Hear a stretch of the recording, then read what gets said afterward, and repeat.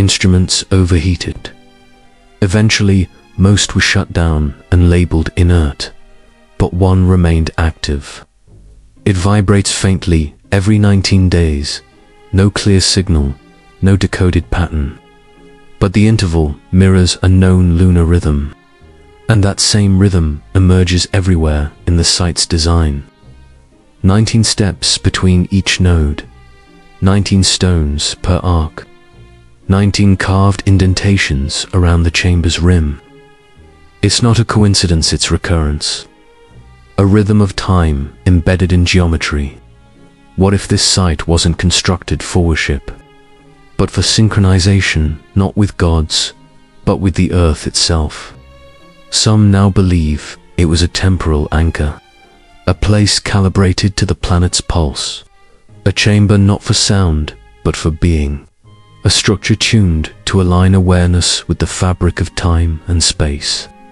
In ancient calendars, the Metonic cycle, 19 solar years, reconciles solar and lunar motion. Few cultures recorded it, fewer still built for it. And yet, here it is, etched in clay and stone, enduring without explanation. Perhaps the stone discs found at the site are not records of memory, but of modulation. Frequencies are encoded, not to be played, but returned, brought back into the chamber that birthed them. Not everything is meant to be taken. Some things are meant to return, because some places were never built for exploration. They were built for remembrance, and not everything buried wants to be understood. Some only want to be heard in silence, in rhythm, in time. A forest grows on the slope of a forgotten mountain. Its trees are older than the records that omit them. Its soil is darker, richer, and stranger than geology allows. Within this forest lies a clearing, perfect in form, a circle ringed with stones the size of sleeping beasts. No trails approach it, no markers guide the way, but in satellite images, the clearing glows faintly pulsing, slightly brighter than the woods around it, as though the light itself hesitates. At its center, a structure rises, not built, but revealed. A dome of moss-covered earth and stone, breathing with age. Beneath it, a hollow chamber. No altar, no bones, no artifacts, just air dense, cold, and unmoving. Time does not pass here. It waits. Acoustic tests reveal impossible echoes. A whisper returns in reverse. Repeated footsteps echo only once. The air behaves not like a medium, but like a threshold, a membrane. When low frequencies are introduced, the ground responds vibrating, faintly, steadily, as though answering something ancient.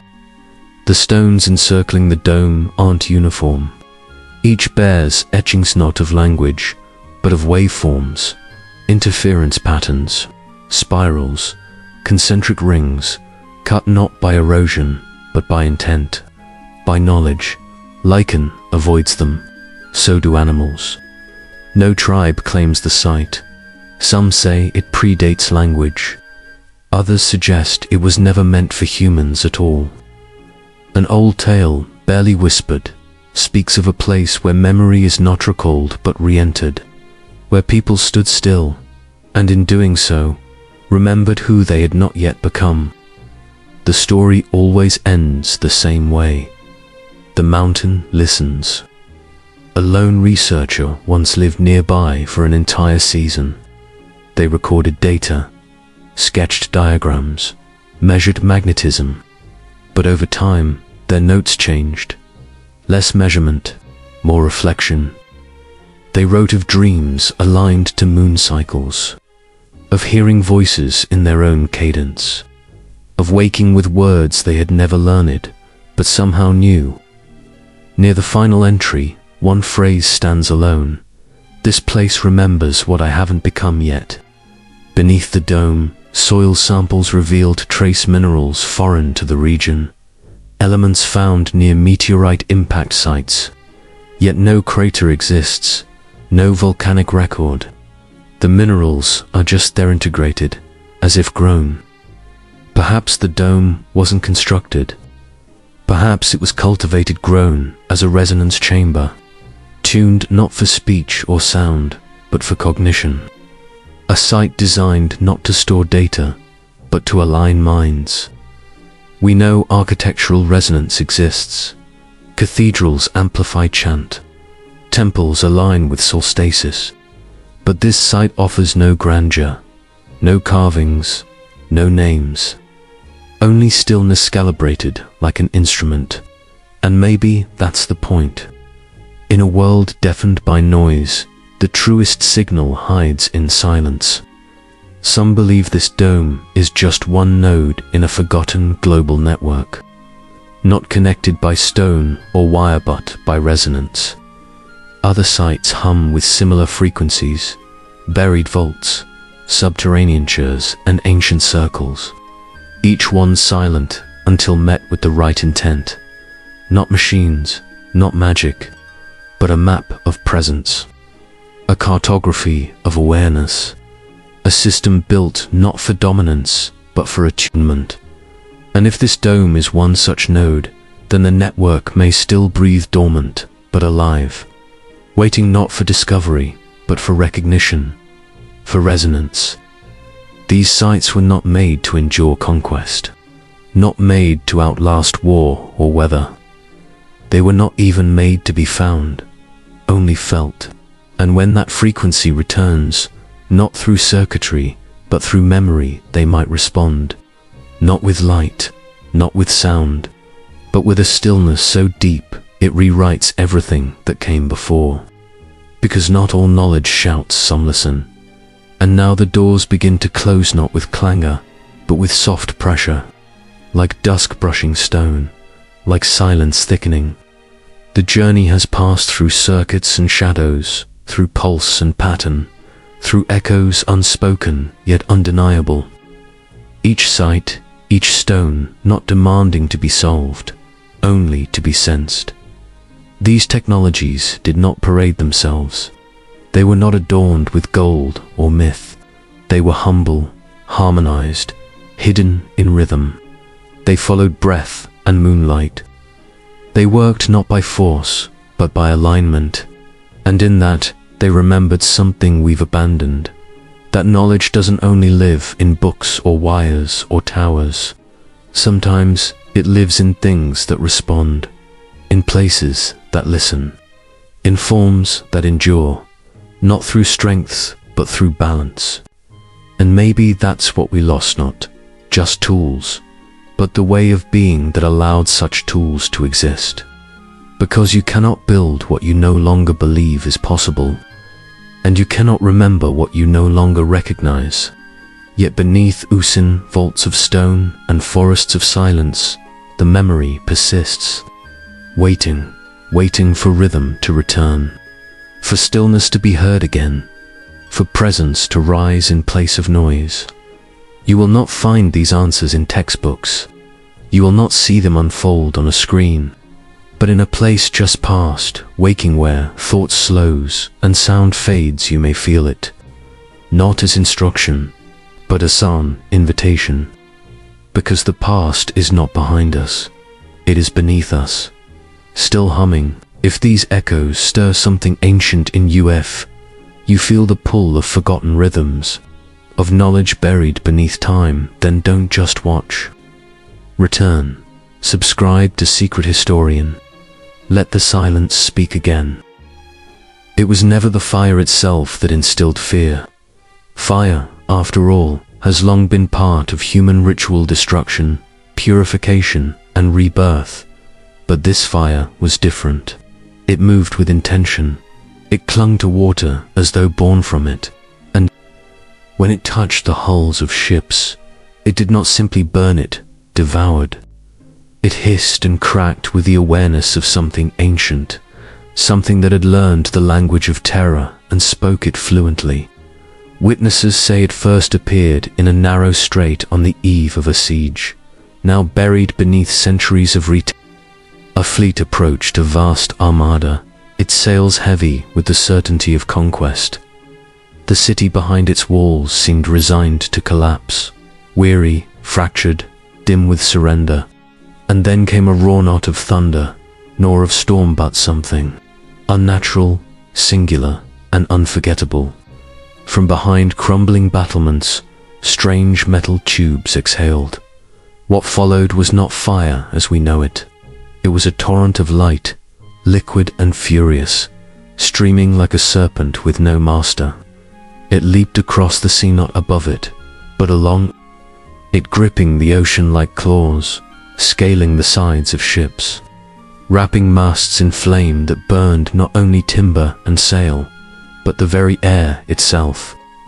Water did not quench it.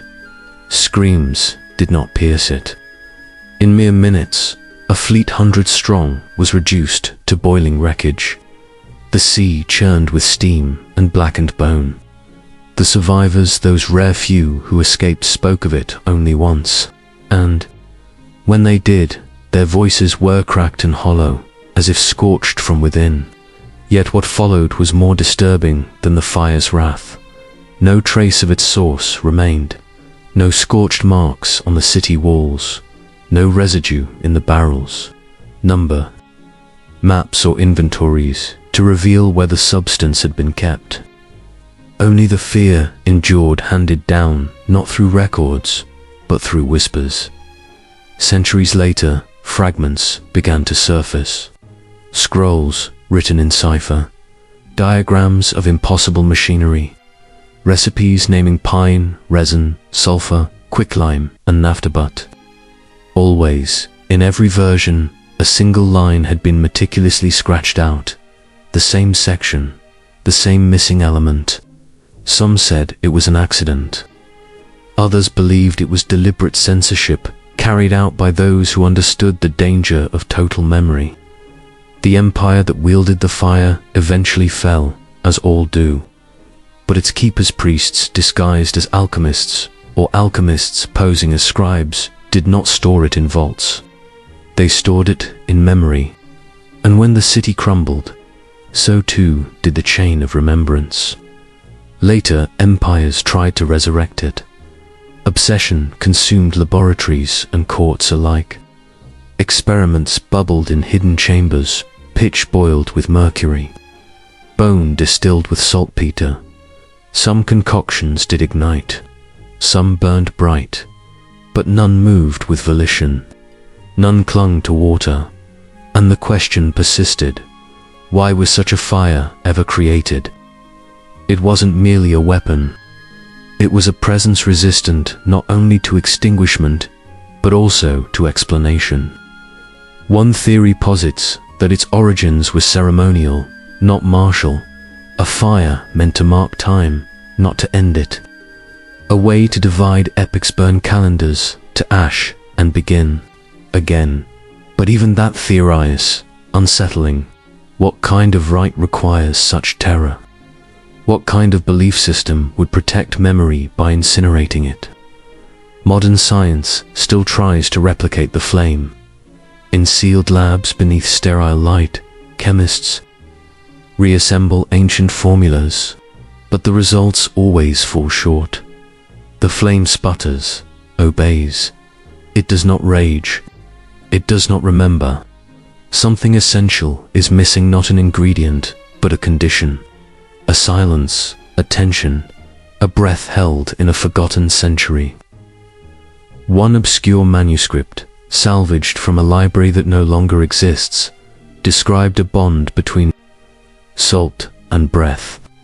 Another warned, the mixture only responds to air, untouched by confession. Interpretations vary, but they all circle the same absencer, deliberate void where truth should be. There are tales not only of the fire's use, but also of what followed. Coastal towns found bodies not burned, but calcified. Sea life floated, belly up, coated in glistening crystals. Shoreline stones retained heat for weeks. Dogs barked at water they refused to approach. None of it matches known chemical behavior, and yet the accounts persist. More haunting still were the pilgrimage's travelers, journeying not in reverence or grief, but in anticipation, as if waiting for something promised to return. Not fire, but the will behind it. The cities where the flame once danced became silent. Altars. But it is not just the fire that vanished, it is the context, the reason it was created, the rituals that surrounded it, the geometry of its projection. In its absence, we are left with an impression something whole, once, now broken. What if it wasn't a weapon at all? What if it was a language, once spoken once and understood only by those it consumed? In all the centuries since, no fire has behaved the same. No mixture has gripped the ocean like a memory. And yet, sailors still whisper. They speak of places where the sea refuses to reflect the sky, where waves do not break but curl inward, where the water does not cool even at night.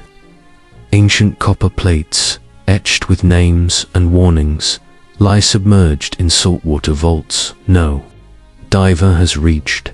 Some call them relics. Others say they're keys.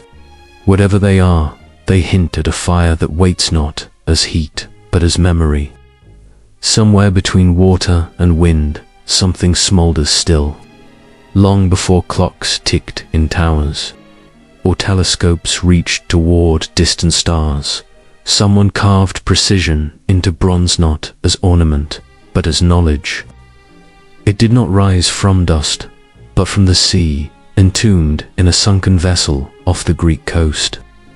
What surfaced looked lifeless and corroded, a lump of metal eaten by centuries. But within it gleamed purpose, deliberate complexity, hidden gears, whispering, teeth etched with a language not of words, but of movement. It tracked the heavens with eerie mastery, not just sun and moon, but planets, eclipses, retrogradus, and celestial rhythms. It foretold the sky, not by myth, but by mechanism, not a sculpture, but a function, a mind rendered in motion. And yet no known civilization of its era should have been capable of such design. Thayfire and the Machine 2 artifacts of a forgotten logic, one that resisted preservation, one that dared to bind memory to flame and sky to gear. What they left behind was not knowledge, but an absence, not destruction, but a question, and in that question, something waits still. Nothing in the surviving texts hinted at machinery of such refinement. This device bore the unmistakable signature of intelligence, out of place centuries too early, as if a modern mind had slipped backward through time and left behind a single artifact. Stranger than its precision was its elegance. Every gear engaged another in fluid choreography. There was no excess, no ornament. Each component was essential. Some wheels bore carefully notched Slotstini calibrations designed to correct for the moon's irregular motion. A mechanism to account for lunar anomalies, something modern astronomy only formalized with advanced optics and computation. And yet, here it was, not theorized, but built, embedded in bronze and corroded by centuries. When discovered, it was shattered, fragmented by time, distorted by pressure. And still, it speaks. Not in full sentences, but in suggestion, a whisper. Of genius cloaked in ruin, its pieces resist us. Digital reconstructions always fail in some small, haunting way. A gear ratio is slightly off, an alignment subtly lost. The machine remains just beyond complete understanding, as if deliberately so. No blueprint survives. No second version has ever been unearthed. It stands alone in the archaeological record like a single sentence torn from a vanished book. Theories cling to it like barnacles. Some claim it was the work of a forgotten school of astronomers, perhaps descendants of Hipparchus or obscure inheritors of Babylonian precision. Others believe it came from a lineage erased by war or collapse, a civilization that read the heavens not as myth, but as mechanism. There are rumors of a library older than Alexandria, older than Athens, place where geometry was not illustrated but constructed in brass and stone.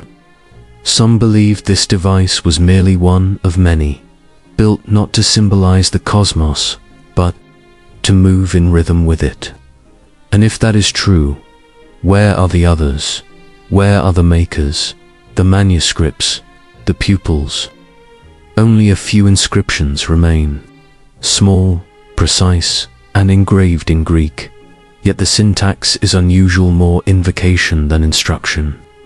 One phrase repeats, "That which turns above turns within."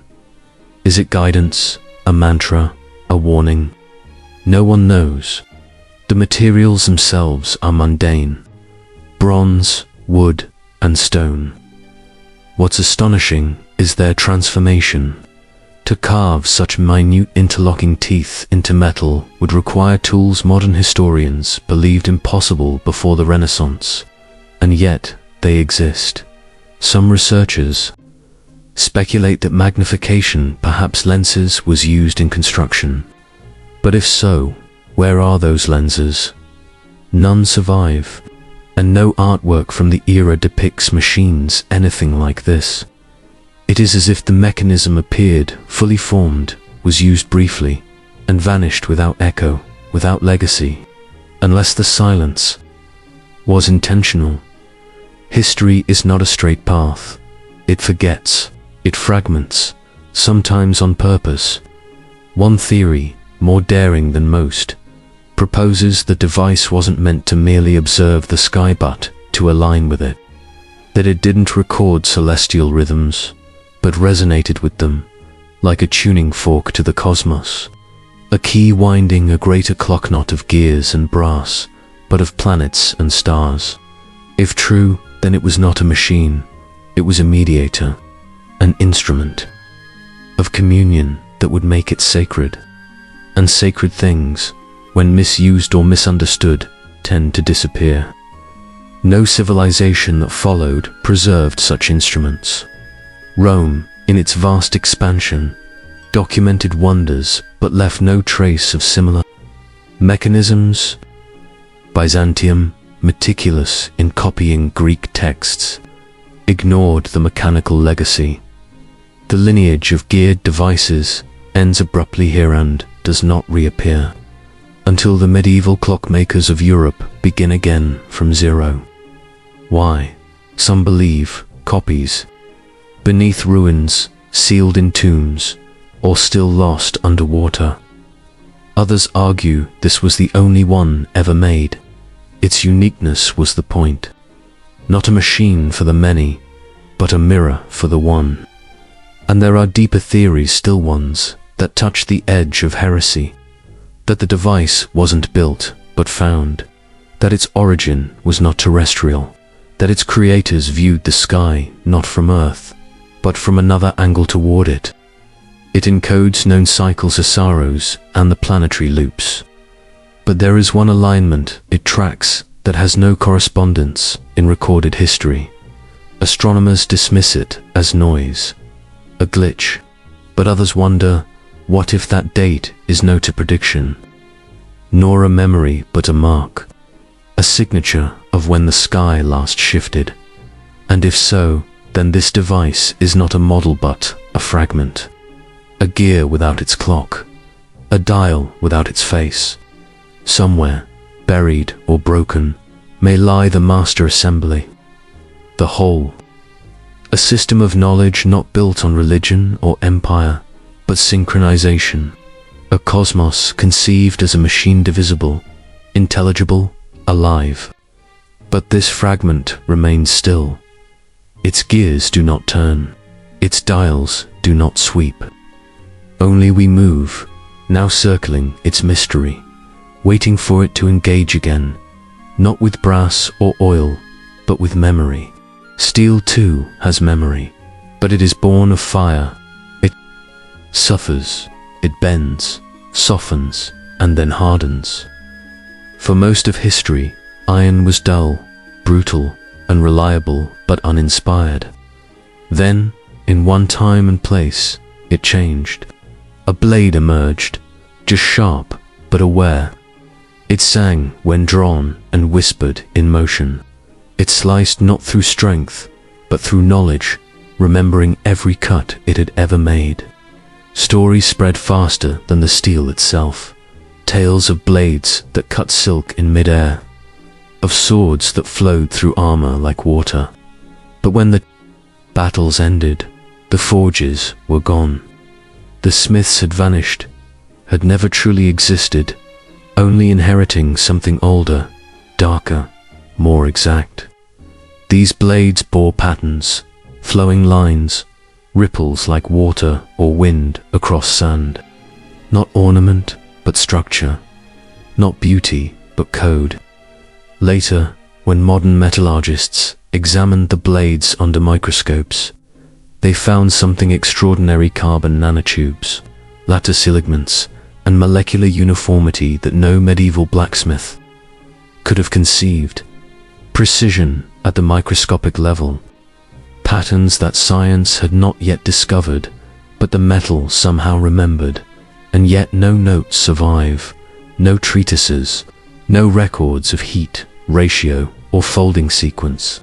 Only the blades remain mute, perfect, impossible. Modern attempts at replication fail. The metal cracks, the edge dulls, the harmony collapses. Some manage to recreate the look, the wave, the shimmer, but never the substance. The living sharpness is gone, because those original blades were not made. They were awakened, and like the mechanisms silent, singular, irreducibly, they remain not as tools, but as questions. And perhaps that's their purpose, to stand at the edge of what we know, not to be used, but to be remembered. But not the resilience, never that, nor the strange harmony between hardness and flexibility. Something in the ancient process has vanished. Not a technique, but a spirit. Theories abound. Some speak of ores from lost veins, laced with impurities, so rare they bordered on the mythical minerals that gave steel its voice. Others insist it was not the matter, but the method, the rhythm of the hammerfall, the breath of the forge master, and the silence observed between each fold. Still others whisper of flames fed with resin and bone, or quenching guided by lunar phases of metallurgy, synchronized with the heavens themselves. Yet the most unsettling question endures: why was it lost? Wars alone cannot account for this. Absence. Civilizations crumble, yet blueprints endure. Tools vanish and are reborn. But this was not forgotten. It was hidden, perhaps even destroyed, as though those who possessed the knowledge chose silence over survival, as if the blade too potent for a world no longer worthy. One legend tells of a swordsmith who completes a flawless blade, then weeps not in triumph, but in terror. He does not fear what it can cut, he fears what it reveals. The blade does not kill, it judges. In another tale, a warrior sleeps with the sword resting near his chest. He never dreams again. When he dies, no wound is found, only a perfect line across the heart, as if the blade had whispered a decision in his final breath. Even in death, these blades refuse to decay. Their edges remain unblunted after centuries in the earth. Their patterns etched, like frozen waves, remain sharp, unclouded by time, buried in tombs, displayed in museums, waiting, not rusting, not surrendering, not forgetting. One scholar proposes that these weapons were part of a broader system. Lost technology, a metallic language erased by conquest and shame. Another suggests that each blade was not merely forged but attuned, that some resonated at specific frequencies, harmonizing with the nerves of their wielder, not owned but known. In remote monasteries, there are whispers of relic rooms sealed behind thick tapestries, housing fragments of these ancient blades. A few researchers claim to have touched one. They speak of sudden chills, of vibrations felt beneath the skin, of a presence subtle yet unmistakable. Then they go silent, retract their claims, disappear. A persistent rumor tells of one such. Blade tested under modern stress equipment. The machines failed, not because the sword broke, but because it defied measurement. Its edge fell between calibration thresholds, sharper than mathematics permits, as if the weapon was never meant to be quantified, only understood. If this is true, then we haven't merely lost a craft, we've lost a way of seeing, a worldview that treated matter as motion, vibration, and alignment. In that world, a sword was not a weapon, it was a frequency, a shaped echo of something older than war. Perhaps the knowledge still exists, not in forges, but carved into forgotten temples, encoded in the geometry of abandoned tombs. Perhaps what we call decoration was instruction, if only we remembered how to read the curvature of flame. Deep in Central Asia, there's a cave. Its walls bear etchings that mirror the waveforms found on these ancient blades. Scholars dismiss it as coincidence. Locals say the cave hums when the wind aligns. None dare sleep there. What if these blades were not tools of battle, but instruments of transformation? Keys not to doors, but to altered states, where mind, muscle, and metal became one. If so, they were never intended for armies. They were forged for initiates. And when those initiates died, the ritual died with them. The silence that remains is not empty. It is curated. And in that silence, something waits not to be reforged, but to be remembered. Then came the jar, unassuming, clay-bodied and cracked, its mouth wrapped in linen threads, sealed not by ritual but by time.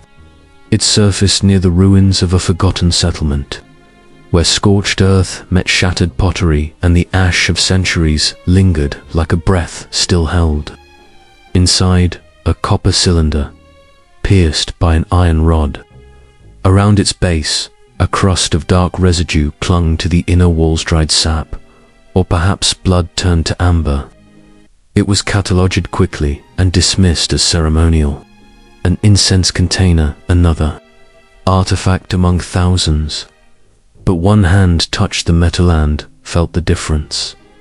Not in form, but in structure. The copper had not been hammered. It had been wounded. The iron rod bore spiral scratches too uniform to be chance. Tests followed, then more. When rehydrated with vinegar, the residue stirred. A current appeared, faint, not dangerous, but undeniable. Enough to shift a compass needle, enough to suggest intent. Who had placed electricity in clay to millennia before the concept of circuitry, before batteries had a name? No writings mentioned magnets, fields, or currents. No diagrams survived. No instructions. Just the jar, silent, inconvenient, implausible, then more surfaced. Incomplete, inconsistent, but aligned in principle. Some lacked iron, others bore traces of insulation. The form varied. The logic remained. A conductor within a container, awaiting reactivation. Explanations flooded in. Coincidence, ritual, alchemy. Some suggested electroplating gilding base metals with gold or silver. That would explain nearby trace elements. Copper, tin, faint zinc. But if it was a craft, where are the tools? Where are the manuals? Why such secrecy? There were no scribbles in temple margins, no artisan sketches, no explanatory murals. It was as if the jars had been made to vanish deliberately, tucked among lamps and cooking shards, by the ordinary, harmless until questioned. Then came the stories. In desert villages, elders speak of vessels that glowed under starlight, of walls that hummed when jars were arranged just so, of a ritual no longer practiced not out of reverence, but out of fear, a fear that disturbing the balance might awaken something too old to name. And then resonance. When struck, some jars emit a sound, not a clang, a tone, steady, low. Musical engineers tested them. The frequency held across specimens of different shapes and sizes. One researcher noted a match with the Schumann resonance, the Earth's natural electromagnetic pulse. If true, these jars weren't batteries in the modern sense. They were harmonizers, tuning devices, designed not top hour, but to align, to bridge human intention with planetary rhythm. That would explain their placement near temples, beneath thresholds, structures meant to hold energy, not just shelter it. What if the jars and the blades were part of the same philosophy, a system that saw metal as memory, sound as a structure, intention as force, a civilization that encoded its highest knowledge in objects, not words, in form, not record, in silence? And perhaps that silence is not accidental. Perhaps it is a warning, and perhaps, just beyond our understanding, it still waits unchanged, unclaimed, unfinished, not to be invented, but to be remembered. Not for illumination, but for preparation. Not to light the room, but to unlock it. Not for the eyes, but for the mind. A surviving fragment of inscription, barely legible, likely mistranslated, speaks of awakening the vein and stone. Most scholars dismiss it as metaphor. But what if it wasn't? What if the stone itself was part of a system, conductive, reactive, participatory? One sealed chamber, excavated and then quietly abandoned, contained concentric stone inlays threaded with copper, rivets across the floor. Inside its walls, ceramic jars had been embedded, intentionally hidden, and arranged in symmetry. Once reconstructed, the room fell into unnatural stillness. No echo, no breeze. Birds avoided it. Machines malfunctioned in its presence. The site was reburied.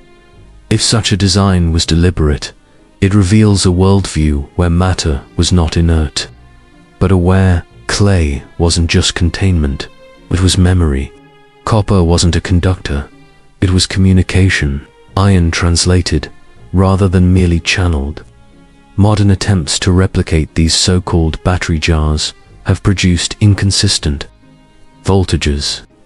They spark, yes, but they do not speak.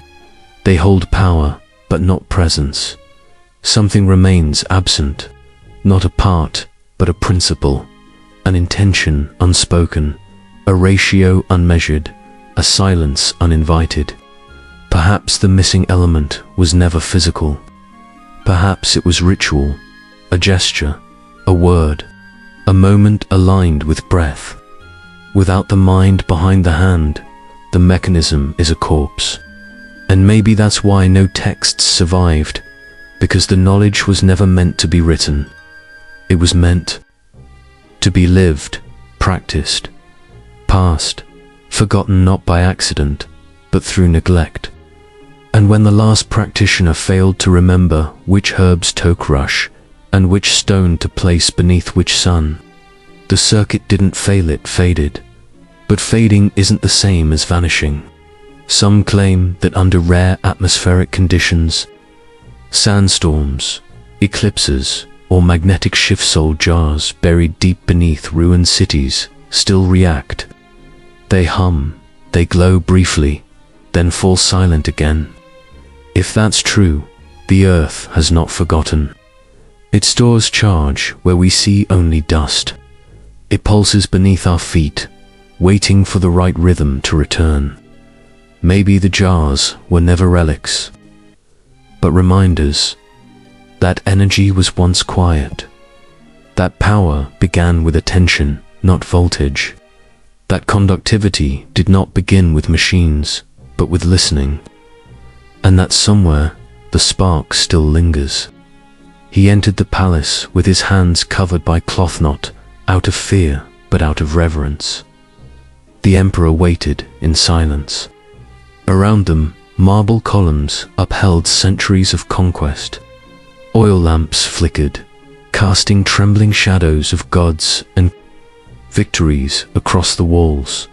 The man unveiled an object, a cup, clear glass, unadorned, ordinary at first glance. He let it fall. It struck stone, did not shatter. It bent slightly, yielded on, then rebounded with a muted thud. No cracks, no fragments, no sound of splintering. He lifted it again, pressed a metal tool to its side. The cup curved under pressure, reshaped, and then slowly returned to its form. No mark remained. It had healed. Silence deepened. The emperor but said nothing. By dusk, the man was dead.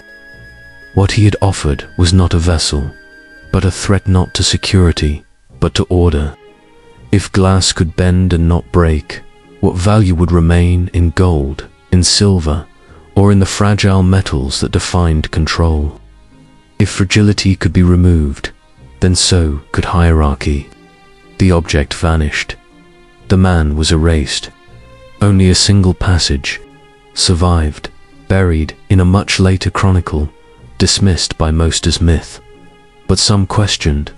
Material scientists in recent decades have searched for it.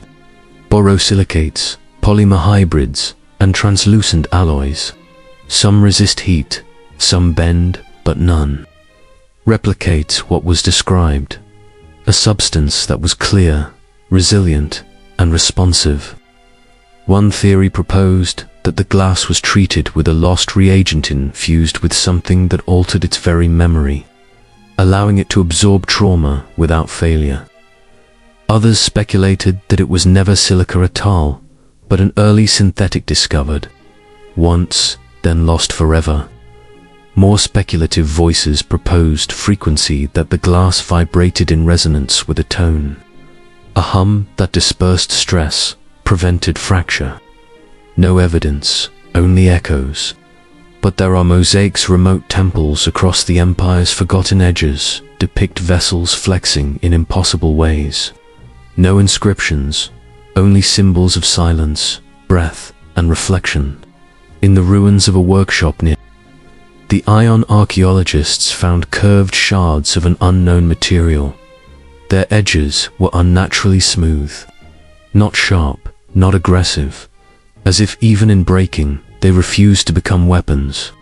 When heated, they resisted melting. When cooled, they defied frost. They refracted light, strangely splitting it into hues beyond the human spectrum. Some speculate these vessels were not made to contain liquid, but memory. That they were used in rituals to capture a moment's sound, scent, even emotion, and preserve it. That to drink from them was not to consume, but to listen. A secluded monastery in the northern hills preserves a codex bound in threads of glass. The pages speak cryptically of that which yields, but does not surrender. Alongside the phrase is a drawing, a chalice with no base and no lip, suspended within a circle of air. The archivist who discovered it claimed the ink shimmered to the touch, that the page warmed. He spoke of it once, then never again. But the most disturbing mystery is not the loss of the material. It is the absence of its echoes. No corrupted descendants, no lesser versions, as if the material lived only once in one hand, in one instant hand, was then erased, not forgotten, but targeted. What kind of knowledge demands that level of obliteration? What object justifies such silence? Perhaps it was not the cup itself, but the idea it embodied, that permanence could be flexible, that endurance did not require fracture, and that strength could yield and still remain whole. In a world built on the economy of breakage, such an idea is dangerous. But what if the secret was never a substance? What if it was a condition? A moment of perfect alignment between heat, intention, and breath? What if the glass was not made but invoked? A folding of matter into obedience, reproducible only under circumstances that have slipped from human memory. There are stories, rare and unverified bowls, in remote monasteries that fall but never break, of windows that bend slightly when struck, then relax. Their origins are unknown. Their keepers do not allow study, and when asked, they only smile, but never answer. Perhaps the secret lies not in chemistry, but in choice. Perhaps the unbreakable has always been within reach, but those who knew how chose restraint. For some materials, once revealed, demand more than innovation. They call for new ethics, new hierarchies, and a reimagining not just of glass, but of society itself. And so, the legendary cup remains a ghost and echo in the Empire's story, a possibility that slipped between breath and record. Yet on certain nights, when wind threads through broken pillars and moonlight leans against forgotten altars, the air still seems to wait as if expecting not a shatter, but a return. Not sound, but memory bent and rebounding. The lens was not supposed to exist, not in that time, not in that place. It was uncovered in ash-cooled soil beneath the remnants of a palace long surrendered to sand and salt, a sight devoid of any trace of advanced optics. At first, it was dismissed as adornment of polished crystal meant for jewelry or ceremonial use. But when sunlight struck its surface, the beam bent not merely through the lens, but within it. Shapes bloomed and angles shifted. The inert became focused. Under closer examination, the lens magnified. Deliberately, its curvature was intentional, not decorative.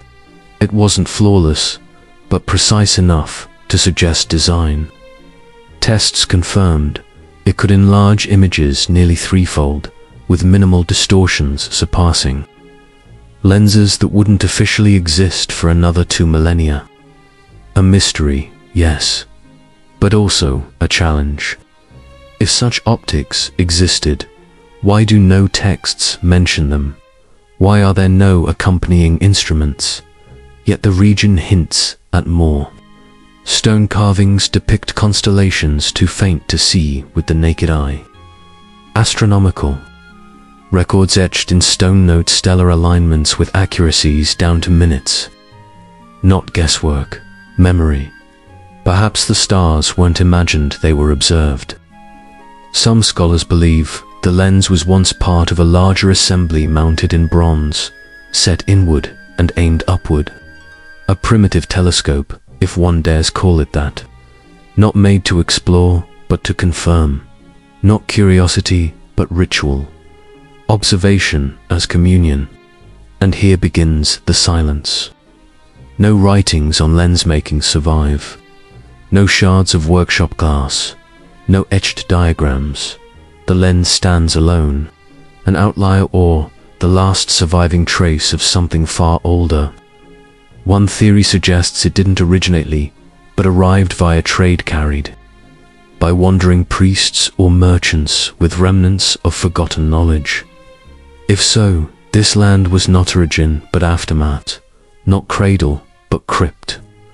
What unsettles most is the craftsmanship.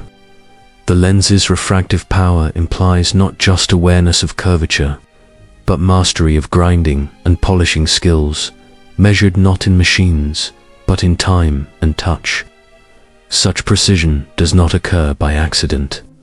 Someone once understood what it meant to shape transparency into vision. So why was it lost?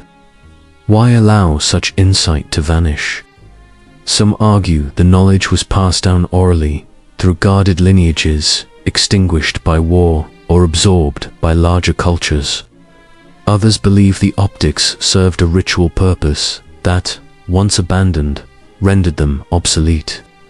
Nearby cave depict figures holding discs before stars, discs that catch light in a way suggestive of transparency. The paintings are worn, but geometry remains. One wall aligns with a star that has since vanished from view, lost to the slow drift of the heavens. Its significance went unnoticed until the lens was held up to it, revealing inscriptions invisible to the eye. Accounts of similar lenses appear throughout, scattered records, found removed quietly, sometimes destroyed as suspected fakes, and others hidden away to prevent misuse. Perhaps these objects were never meant for public hands. Perhaps enhanced vision was once seen not as progress, but as parala privilege, not a right, restricted not by law, but by custom. When the custom died, so did the tools. A single surviving document, written in a language only partially translated, mentions the eye that opens too far. Many read it, Asar metaphor, others suspect it refers to the lens. If so, the phrase carries warning, not awe. Modern replicas succeed in part. They match material and mimic shape, but something is always missing. They magnify, but they do not reveal. The original, when lifted to starlight, bent it into patterns unseen, since some claim it allowed the observer to witness motion in stillness, to catch the flicker of something ancient, a trick of light or of memory.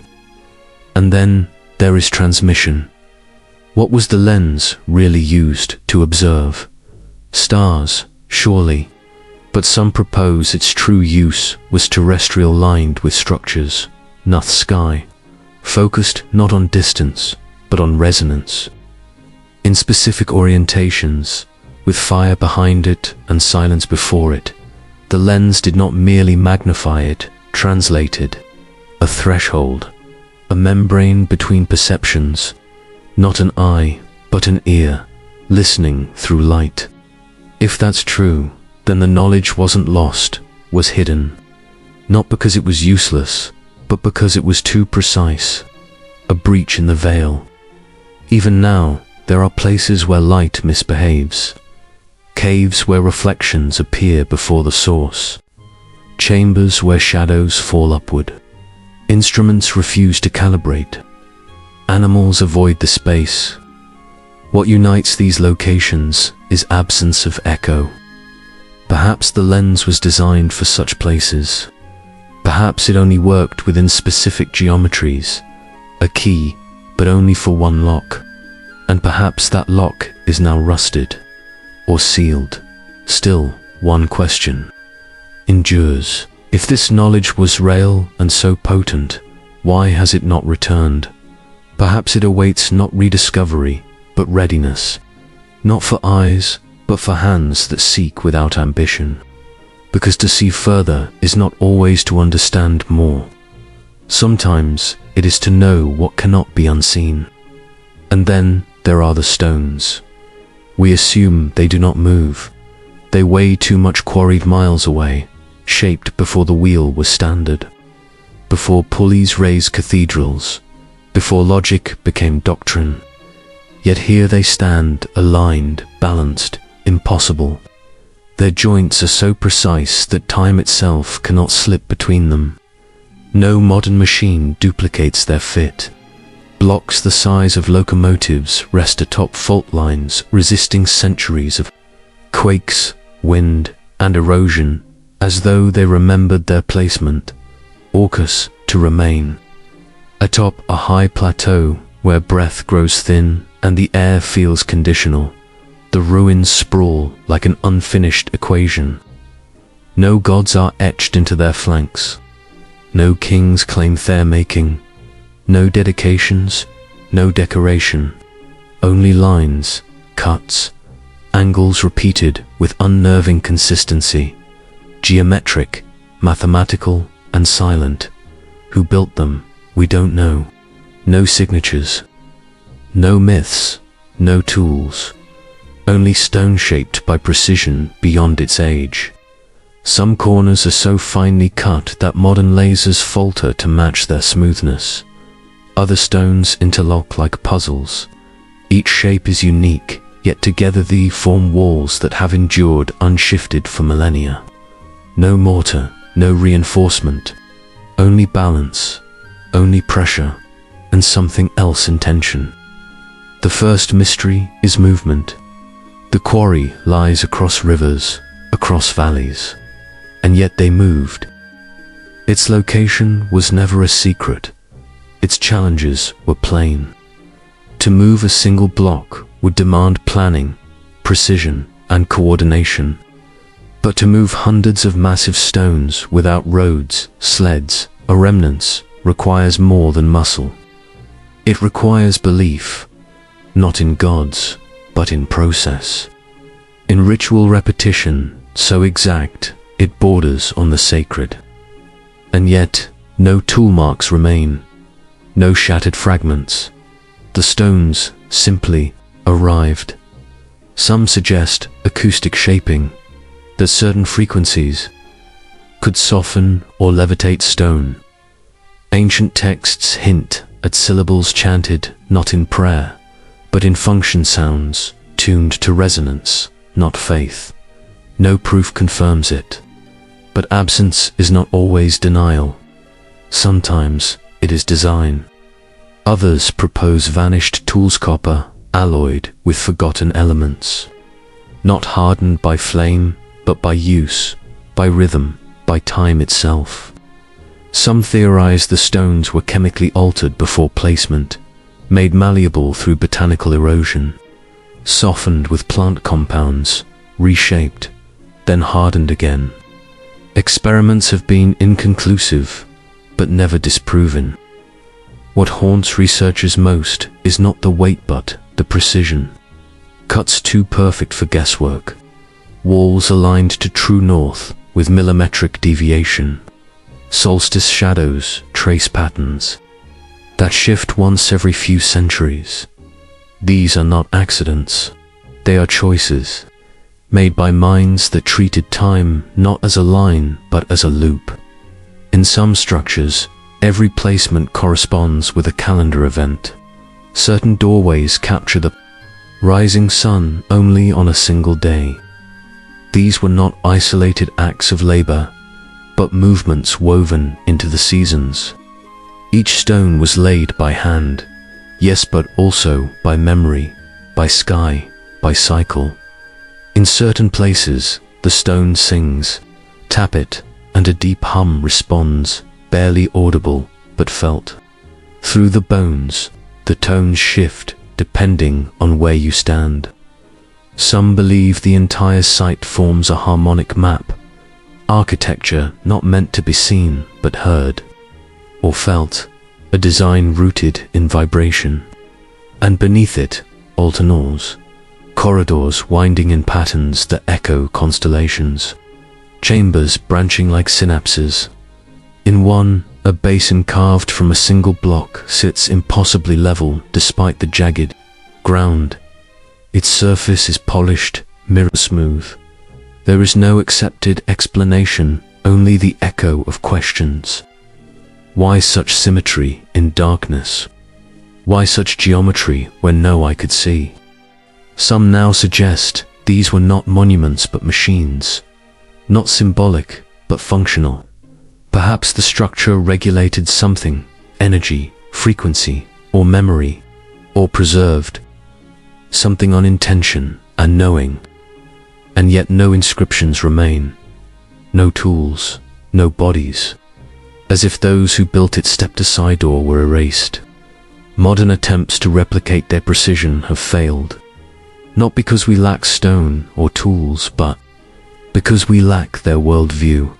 We dissect, we isolate, they integrated.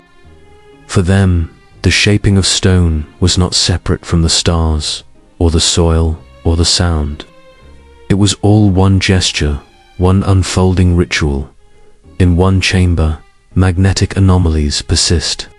Compasses spin, birds avoid it, batteries fail, measurement. Subtly space itself seems to ripple, not enough to see, enough to feel. The stone there is darker and denser and absorbs light like water drinks ink. It resists chisels, resists understanding. Perhaps that's why it was chosen, not for form, for frequency. What if each stone carried a tone, and together they formed a chord structure, not just built, but tuned? A forgotten explorer once spent a night inside the ruins. He recorded dreams of shapes, of geometry bending inward, circles folding into squares. He awoke with a headache, and a word in his mouth that no language could translate. Maybe the stone remembers. Maybe it waits not to be uncovered, but to be reawakened. And maybe the key is not science, but silence. The war had ended, but the fog never lifted. Armies withdrew, borders blurred, and the wounded carried their silence into the soil. Among the wreckage of broken kingdoms, a device remained. It moved not by hands of war, but by minds that measured movement in orientation, not distance. It was wheeled into place, its frame groaned with age. Atop it, a figure carved in stillness pointed always in one direction, south. Not magnetic south, true south. It required no lodestone, no compass. Its secret lay in its wheels, a system of gears so precisely balanced that no matter how the chariot turned, the figure at its helm never wavered. A mechanical compass without magnetism, a machine of orientation, calibrated not to the field, but to the motion itself. The earliest records are fragments, poems, battlefield stories, and tales of generals who moved through mist with uncanny certainty. Some dismiss them as myth, but in museum vaults, hidden beneath mislabels and mistranslations, fragments remain. Bronze teeth interlocked in perfect spirals, far too consistent for accident. When reconstructed, the gears reveal a differential mechanism capable of adjusting. Orientation using only rotational logic. No external input, just internal elegance. Modern engineers are stunned. Differential gears form the backbone of cars, robotics, and spacecraft. Yet here, centuries before calculus, was a machine built, not for speed, but for certainty. For knowing where one stands when the world around you dissolves. To construct it required understanding, torque, ratio, and resistance concepts of engineering, metallurgy, and motion. The gears had to resist slip. The shafts had to balance. And still there it was. Finished, functional, precise, and then gone. There is no trail of its development. No evolution, it appears. Perfect, then vanishes as though its knowledge was never meant to spread, or was deliberately erased. Some claim it was sacred, not a machine, but a ritual tool, used to align processions, to map the unseen. That it pointed not merely south, but toward something beneath south, a direction not on maps, but in memory. One account describes the device leading a funeral procession. The figure was cloaked in silk, the wheels turning over paths of bone. The mourners never questioned. When the figure stopped, they buried their dead. They did not check the stars. There are rumors of copies mentioned in lost scrolls, etched on walls, and misread as decoration. One stone carving shows a figure in a wheeled carriage, arm outstretched. Scholars call it ceremonial, but the angle of the arm is exact, as if it points still. In a high mountain temple, a wheeled platform rests on a stone dais. Upon it stands a small effigy, its arm extended forward. Behind it, the carved stone flares with radiating lines, directional, deliberate, almost like rays of frozen light. At first glance, it appears ceremonial. But what if it was something more? Not designed for roads or travel, but for memory. A moving anchor meant to hold time and space in alignment when the world lost its rhythm. A mechanism to restore balance when calendars broke and the sun hid behind silence. A modern reconstruction has been attempted. The gears mesh. The figure turns. Yet with each cycle, it drifts imperceptibly, but undeniably. Something's missing. Not a component, but a principle. As if the original was never powered by motion alone, but by intention. In certain traditions, direction is not geography, it is identity. To face a point in space is to align with truth. Perhaps the chariot was never meant to navigate terrain, but belief. A mnemonic machine guiding its bearer to the center when the world fractured. Its disappearance, then, is not mysterious. It is logical. When belief fragmented, so did its instruments. No army destroyed it. No thief stole it. It faded because the world no longer needed it or could no longer understand it.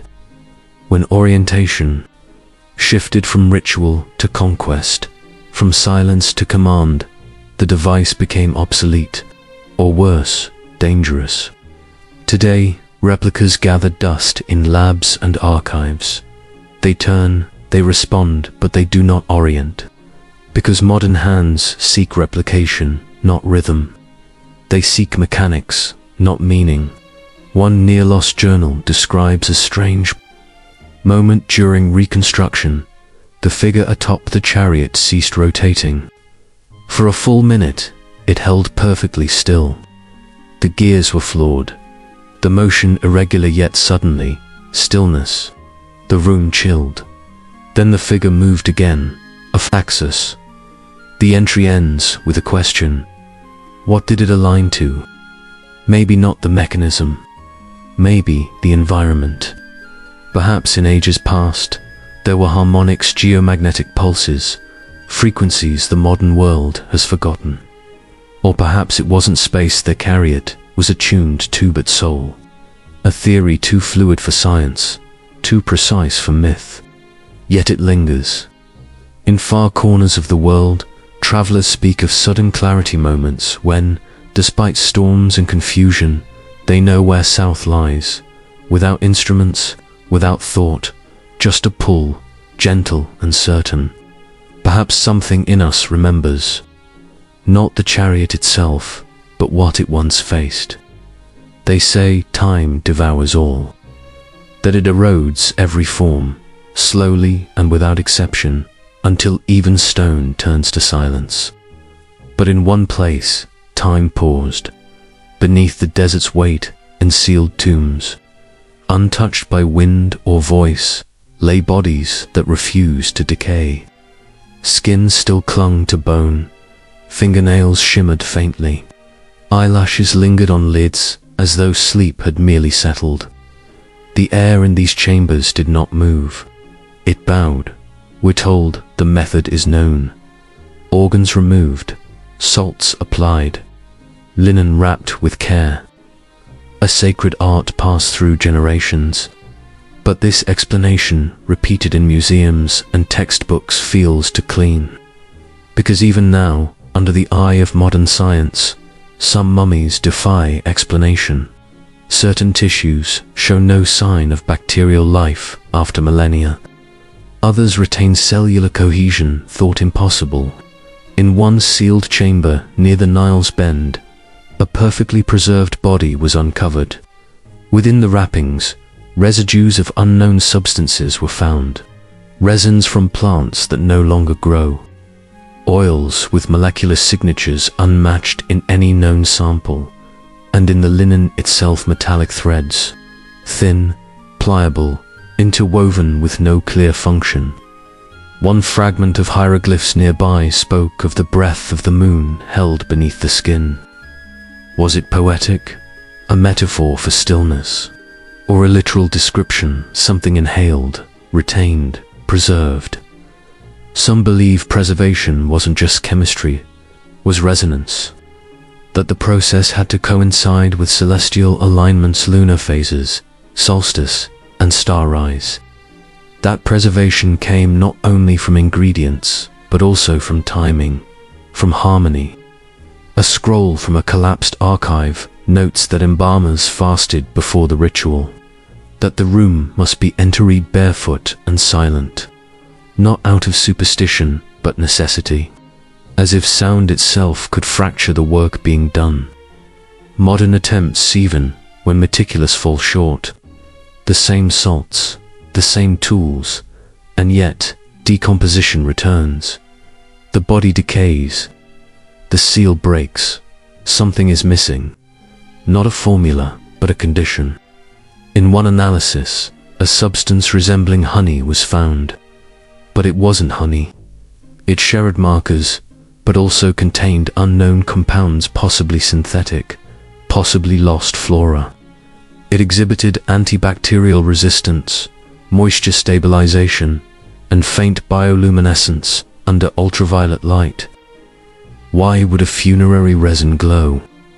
In certain tombs, residues on walls suggest they once emitted light, faint, soft, and enough to reveal outlines. Glyphs glimmered in darkness, not to dazzle, but to guide. Perhaps the dead were not meant to rest in shadow. Perhaps the glow marked a path. Then there are the discredited reports, accounts, quietly buried bodies that bled when unwrapped. Not heavily, but enough to disturb. In each case, the tomb was resealed. Their ports were erased. Some suggest the practice of mummification was not abandoned because it failed, but because it succeeded too well. That something more than flesh was preserved, a fragment of consciousness, a residue of presence held beyond its time. That to rest, one must decay, and in denying decay, something was trapped. A fringe theory proposes mummification as a form of encoding.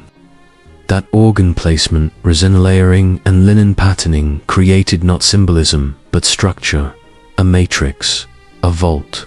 That the soul was not merely honored, it was stored. If so, every tomb is a library, and the silence inside is not absence, but encryption. In the oldest burial sites, predating even recorded dynasties, the architecture shifts. Tunnels narrow, chambers widen suddenly, stones absorb sound, steps vanish into acoustics, breaths become thunder.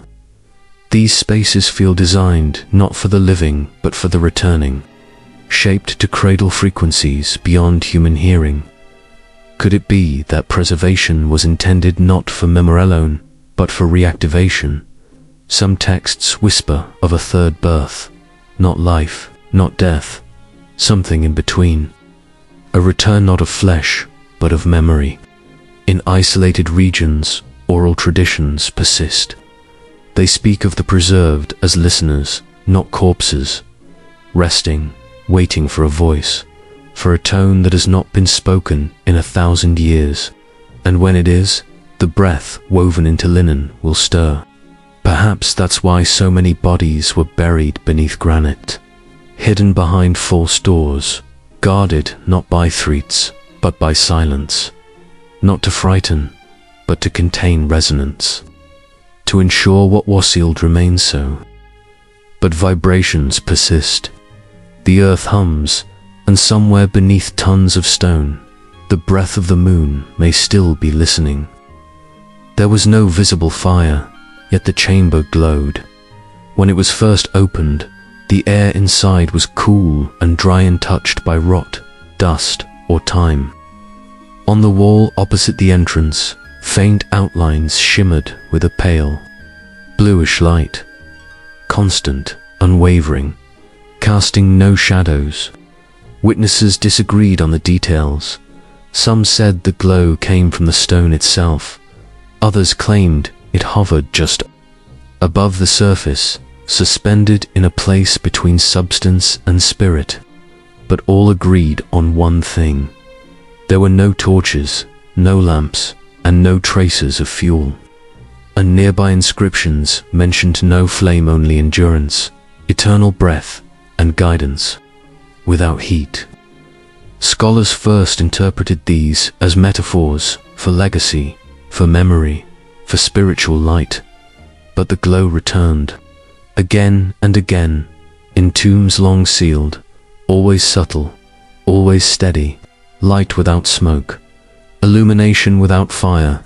Speculation followed, some proposed rare resins, phosphorescent minerals, or bioluminescent fungi. Experiments were launched, compounds were synthesized, but nothing replicated the stability. In labs, the recreated substances faded in hours or days. These tombs had preserved their light for centuries, possibly longer. Chemical analysis revealed only traces, calcium, magnesium, and unidentified organic elements. Some samples emitted trace ultraviolet understimulation. Others remained entirely inert. No known compound explained the phenomenon. Then came the whispered theory, never published, barely spoken aloud. The light was not chemical, it was acoustic. A product, not of fuel, but of frequency. That the chamber's geometry, in sealed silence, created a persistent resonance. Inaudible, constant, ancient. A vibration that activated properties within the minerals, causing them to emit light. Not heat, not combustion, just harmony, supporting. This idea was the design itself. Across multiple tombs, the proportions repeated, the same spacing between pillars, the same angles, and the same chamber lengths, as if the stone had been tuned, not for strength, but for sound, and if for sound, then perhaps for light. If the crystalline composition of the stone responded to frequency, and the chamber shaped that frequency correctly, then the glow wasn't an anomaly. It was an intention. One tomb, now inaccessible, was found with copper coils embedded beneath its floor. Delicate, corroded, but be deliberate. The placement served no structural purpose. Some suspect they were part of a system, a field generator, of unknown design. But there are no blueprints, no diagrams, only silence and symmetry. Perhaps the architecture itself was the instrument. Each block is a note, each sealed doorway a pause. Not a tomb, but a score. And then there are the myths. Tales of everlights, flames that required no offering, no oil. Gifts from gods that glowed without heat. But myths often carry what history cannot. They protect truth by distorting it just enough to survive. In a temple ruin on the eastern edge of the desert, a shallow stone basin was discovered, its inner surface lined with a glassy residue. Above it, a narrow shaft in the ceiling. Once a year, as the sun rose, its light passed through and struck the basin. It didn't flare, it shimmered, not brightly, but intensely, as if remembering fire. Engineers could not explain the glass formation. No open flame could have generated the heat required, and yet the walls showed no scorch marks, no soot, as though heat had occurred but without combustion or time. If light can exist without flame, then perhaps fire can exist without heat. A contradiction to modern physics, but what if the ancients didn't generate fire? What if they shaped energy, not drawn from material, but summoned through alignment? Some speculate a lost element, no longer present in Earth's crust or transmuted into invisibility.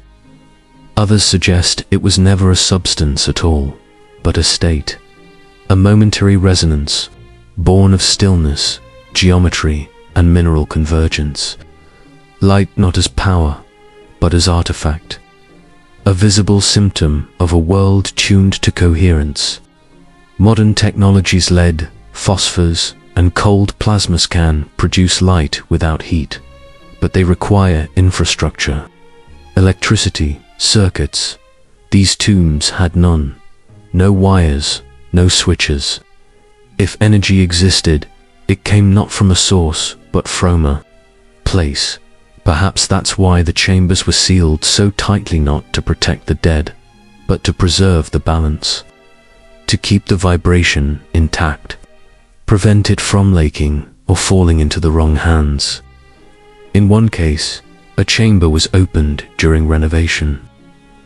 As sunlight touched the walls, the glow pulsed once, then disappeared. Instruments recorded no radiation, spike, only a faint magnetic deviation, and then stillness. When researchers returned the next day, the light was gone. It has not returned. Some believe the effect is conditional, triggered only when precise variables align. Time of year, ambient temperature, atmospheric pressure, even the presence or absence of sound.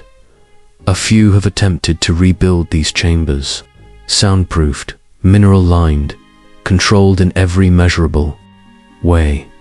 But the stone remains mute. The light does not return.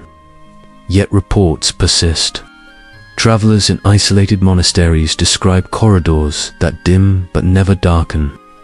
In libraries built atop ruins, shadows curve away from their source. In forgotten temples, the air thickens in corners, shifting like smoke, though nothing moves. Perhaps these are echoes, faint resonances of a technology not built on conquest, but on presence. A science of stillness, off balance, out of place. And perhaps it has not disappeared.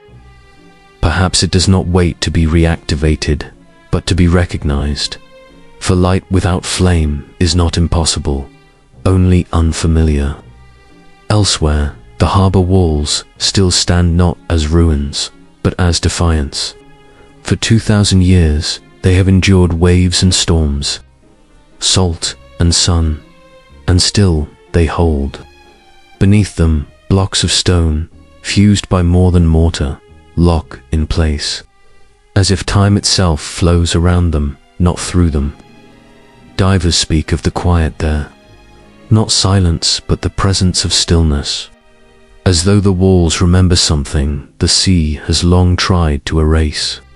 Samples taken from the submerged piers puzzle modern engineers. The material is concrete, but not the kind we know. It strengthens over time, grows harder, while modern cement crumbles underwater. This ancient mixture thrives. Mineral formations continue to grow within it, crystals weaving through mud, sealing them, healing them, like bone. The secret, volcanic ash, specifically from a few unique Mediterranean sources. Combined with lime and seawater, the ancients created a material no modern process replicates exactly. The reaction didn't just resist water, it used it, turning a natural enemy into an ally. But the mystery deepens. Samples from different structures show subtle variations. Additives not found locally, rare metals, fibers, and minerals out of place. This wasn't trial and error, it was adaptation. Knowledge tuned not just to materials, but to environments. And yet, no formula survives, no records, no instructions, only the enduring stone, the lightless fire, the silence that still glows. It was never just about material, it was about place. Each wall, Each arch, each pier appears tailored, not for decoration, but for resonance, not aesthetics, but harmony. One charred scroll fragment, barely legible, speaks of the sleeping stone that breathes beneath tides. A metaphor, perhaps, or an attempt primitive, yet profound, to describe what modern language still cannot. An engineered substance that evolves. Efforts to replicate it have achieved partial echoes. Some mixtures resist corrosion, others display limited size, but none rival the enduring resilience of the originals. Perhaps the missing ingredient is not a compound, but a process, a patience lost to modern haste. The ancients may have allowed their blends to rest for weeks, even months, skewering, maturing, and transforming under time's silent guidance. A forgotten slowness, a deliberate fermentation of stone.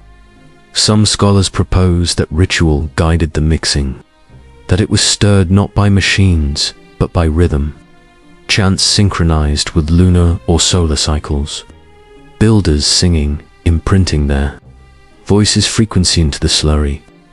Academic consensus dismisses this, yet certain work songs persist in regions where concrete no longer stands, only silence and soil.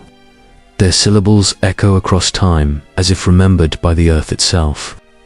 In southern ruins, seawall inscriptions depict spirals and fractals, forms where water meets stone, feeding it. No accompanying text, just geometry repeating with intention.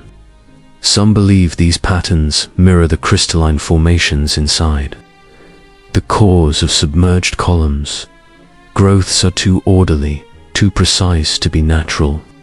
Experimental architects now toy with bioconcrete, embedding microbial colonies in lime to enable cell. Ironically, they may be resurrecting a technology the ancients mastered millennia ago by accident or design. But a deeper idea lingers. What if the ancient intent was not mere durability, but communion? What if their concrete was not a wall against nature, but an invitation to coexist with it? These structures were not imposed, they belonged. They were grown, not forced. Settlements that didn't conquer the landscape, but conversed with it. In one harbor, divers discovered a sealed chamber beneath the quay. Inside, concentric stone basins, each containing the same compound as the seawalls above. A mixing room, perhaps. But one wall bore a carving, a sun half submerged, its rays spiraling into water. Above it, an open hand not clenched, not commanding. Receptive. The metaphor is unmistakable. Today, our cities crack, bridges collapse, foundations rot. We patch and rebuild, always chasing what the ancients seemed to achieve only on sand for centuries. Why was their wisdom lost? Some blame the collapse of empires. As borders shifted, trades died, master builders vanished, and their craft went unrecorded. Others whisper of suppression, that such durable, inexpensive material threatened industries dependent on decay and replacement. But maybe the answer is simpler. Maybe the formula wasn't just about ingredients, it was about worldview. A way of thinking where slowness was strength, where walls were not things, but beings, where architecture was not a monument togo, but a gesture of participation. On a small island barely marked on maps, villagers still sing as they mix mortar. They build with lime, ash, and stone. Their houses do not leak. Their walls hold warmth in winter and stay cool in summer. When asked why they sing, the elders smile. Because the house listens, they say. Maybe they're right. Maybe the house remembers. Maybe the strongest structures aren't built, they're invited. In a courtyard choked by rusted fences and acid rain, a single iron pillar rises, unadorned, silent. It has stood through monsoon and drought, conquest and collapse. At first glance, it seems ordinary, weathered but unremarkable. And yet it does not rust, not as it should, not as anything else ever has. It lacks protective coatings. It faces wind and soot unshielded, and still its surface resists decay. Scientists call it a passive filmocrystalline barrier that forms naturally. But the alloy tells another story. High phosphorus content should make the iron brittle, yet it endures. Modern metallurgy avoids phosphorus precisely because it weakens steel, and yet here it protects it. What confounds researchers is not just the composition, but the consistency. Forged in an age without blast furnaces, without electric arcs, just fire, air, and hands. And yet, the structure is flawless. Uniform, no welds, no joints. A single vertical casting, over 20 feet tall, weighing thousands of pounds, crafted in a time when melting that much iron should have been nearly impossible. Some suggest meteorite origin from the stars, high in nickel, but the signature doesn't match. Others suspect lost smelting techniques, unique to a region now buried beneath centuries of erosion and concrete. Oral traditions in nearby villages speak of master forgers who listened to the fire, who stirred metal not by schedule but by rhythm. One elder claimed his great-grandfather spoke of iron that sleeps when sung to. In certain areas of the pillar, microscopic structures reveal compounds unknown in modern oxidation. Hydrogen phosphate hydrates, forming slow, skin-like layers. Not coating, but interaction. The iron breathes, it responds, it adjusts. A subtle material intelligence beyond current understanding. Then there are the magnetic anomalies. Within arm's reach, compasses drift beyond a few meters normalcy. Some attribute this to nearby interference, but even after those structures were removed, the effect persisted. Internal alignment, frozen domains, something preserved by forgotten precision. In a sealed archive, a manuscript speaks of the nail that holds the breath of the sky. Nonsense, at first. But symbolically, it echoes a belief that metals, when forged under precise rites, do more than carry strength. They hold stillness. That stillness exists here. No birds perch on the pillar. No vines climb it. Rain leaves no trace. Even under sunlight, it feels cooler than the surrounding air. Thermal imaging shows no difference, and yet those who stand near it describe a quiet not in the ear, but in the self, as though the body, briefly, remembers something older. Attempts to replicate the alloy fail. Increasing phosphorus weakens the structure. Simulating ancient methods introduces inconsistency. What once worked effortlessly now resists duplication. One controversial theory posits the iron was smelted not in hours, but over days, that it absorbed the atmosphere, humidity, wind, lunar cycles through exposure, not combustion, not superstition, but calibration, an attentiveness to environmental subtleties we no longer consider.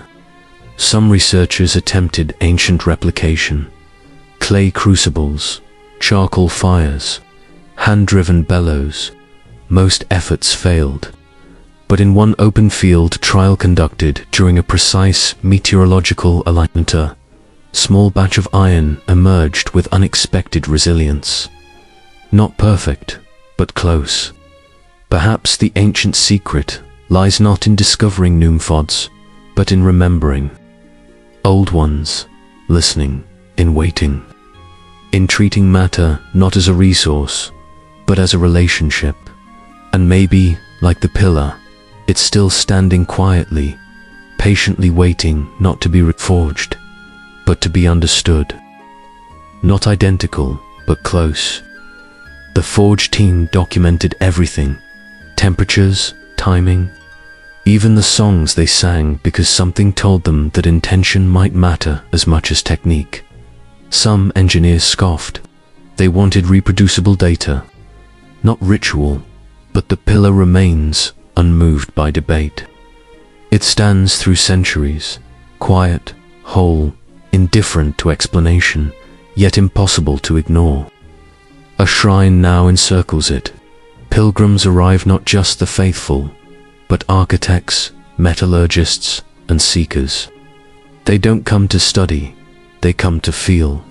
They touch it gently, murmur prayers or questions into the iron. Some say it vibrates, faintly at dawn. Others deny it, but none leave unchanged. Perhaps the pillar was never meant to teach. Perhaps it was never a monument. But Araminda, that resilience is not always the result of resistance. Sometimes it's born from a rare agreement between matter, mind, and moment. A harmony lost when we replaced participation with production. What else have we forgotten? What other materials once stood unyielding, not because they were stronger, but because they were wiser? And if such wisdom was once forged into metal, could it be again? Or does the pillar now stand alone, not just in form, but in memory? The walls do not speak, but they remember. Across valleys where wind carves silence into stone, ancient structures, risen mortared, unbound, yet utterly stable. Stones stacked like knowledge passed down without language. They do not shift, they do not yield, they occupy their place. With a quiet confidence no blueprint can explain. Some are small enough to cradle in one hand, others weigh dozens of tons. Each shaped with no identical match, every joint a perfect puzzle piece. No repetition, no standard, yet no chaos. At first glance, it all seems random, but as the eye follows the seams, something deeper emerges. A pattern without symmetry, geometry without grid lines.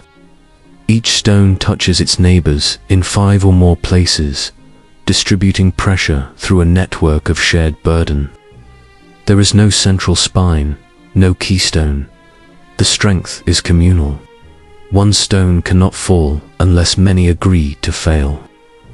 Archaeologists mapped the joints, overlaying them onto modern seismic engineering diagrams. The results were unsettling. Civilizations without seismographs or simulations had constructed walls that had formed modern designs, not in theory, but in catastrophe.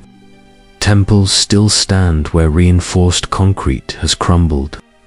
We explain with tools, levers, ramps, chisels, but the cuts are too smooth. The curves are too organic.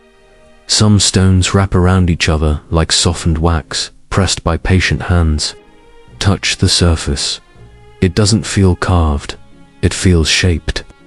Modern tests reveal no tool marks, no abrasions, no striations. Some surfaces are so precisely matched convex to concave that a human hair cannot fit between them. Only laser-guided systems could replicate that today, and even then, only in sterile labs, not on mountaintops or jungle slopes. One theory speaks of heat-controlled, targeted not to destroy stone, but to change it. A thermal or chemical process that softened rock just long enough to mold, then rehardened it without fracture. A method never recorded, perhaps never even spoken aloud. A tale survives passed down by mountain stonemasons. It speaks of a sacred plant. Its sap, they say, could dissolve stone without smoke, without sound. The leaves were rare. Therasite is known only to 3 men at a time. Before harvesting, it was fed to birds. If they survived the climb and the sap, they became guardians. Symbols painted high on cliff walls, show birds in flight, clutching leaves, once dismissed as myth, now reconsidered. A modern chemist attempted replication using local flora. The compound softened limestone slightly but broke down in open air. The experiment was logged, then forgotten. But the question remained. Near the site's oldest section is a ceilingless chamber where no rain collects. The walls rise in absolute verticality. The joints disappear in shadow. Sound behaves differently there. A whisper multiplies.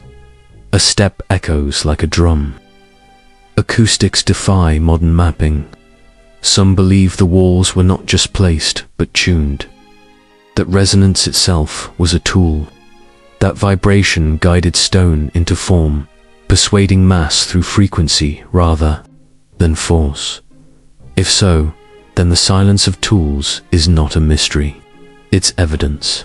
In certain seasons, under particular conditions of temperature and light, the stones shift, hue growing deeper, more reflective, minerals responding not to weather, but to memory. Visitors speak of sensations not warmth or cold, but a low hum felt not on skin but in the bone. Electrostatic tests offer no answers. The stones are not blank. Carvings, remains, pyrals, crosses, and waveforms, not language, but design. Some scholars transcribe them onto musical scales, the patterns aligned with harmonics, notes spaced, like ancient flutes unearthed nearby. Perhaps these structures were not only meant to stand, but also to sing. What if they're note inert but paused? What if activation doesn't require machines, but ritual sound, sunlight, angles of the equinox? Some inscriptions align with solar cycles, others match lunar rhythms. The architecture is not decorative, it is instructional.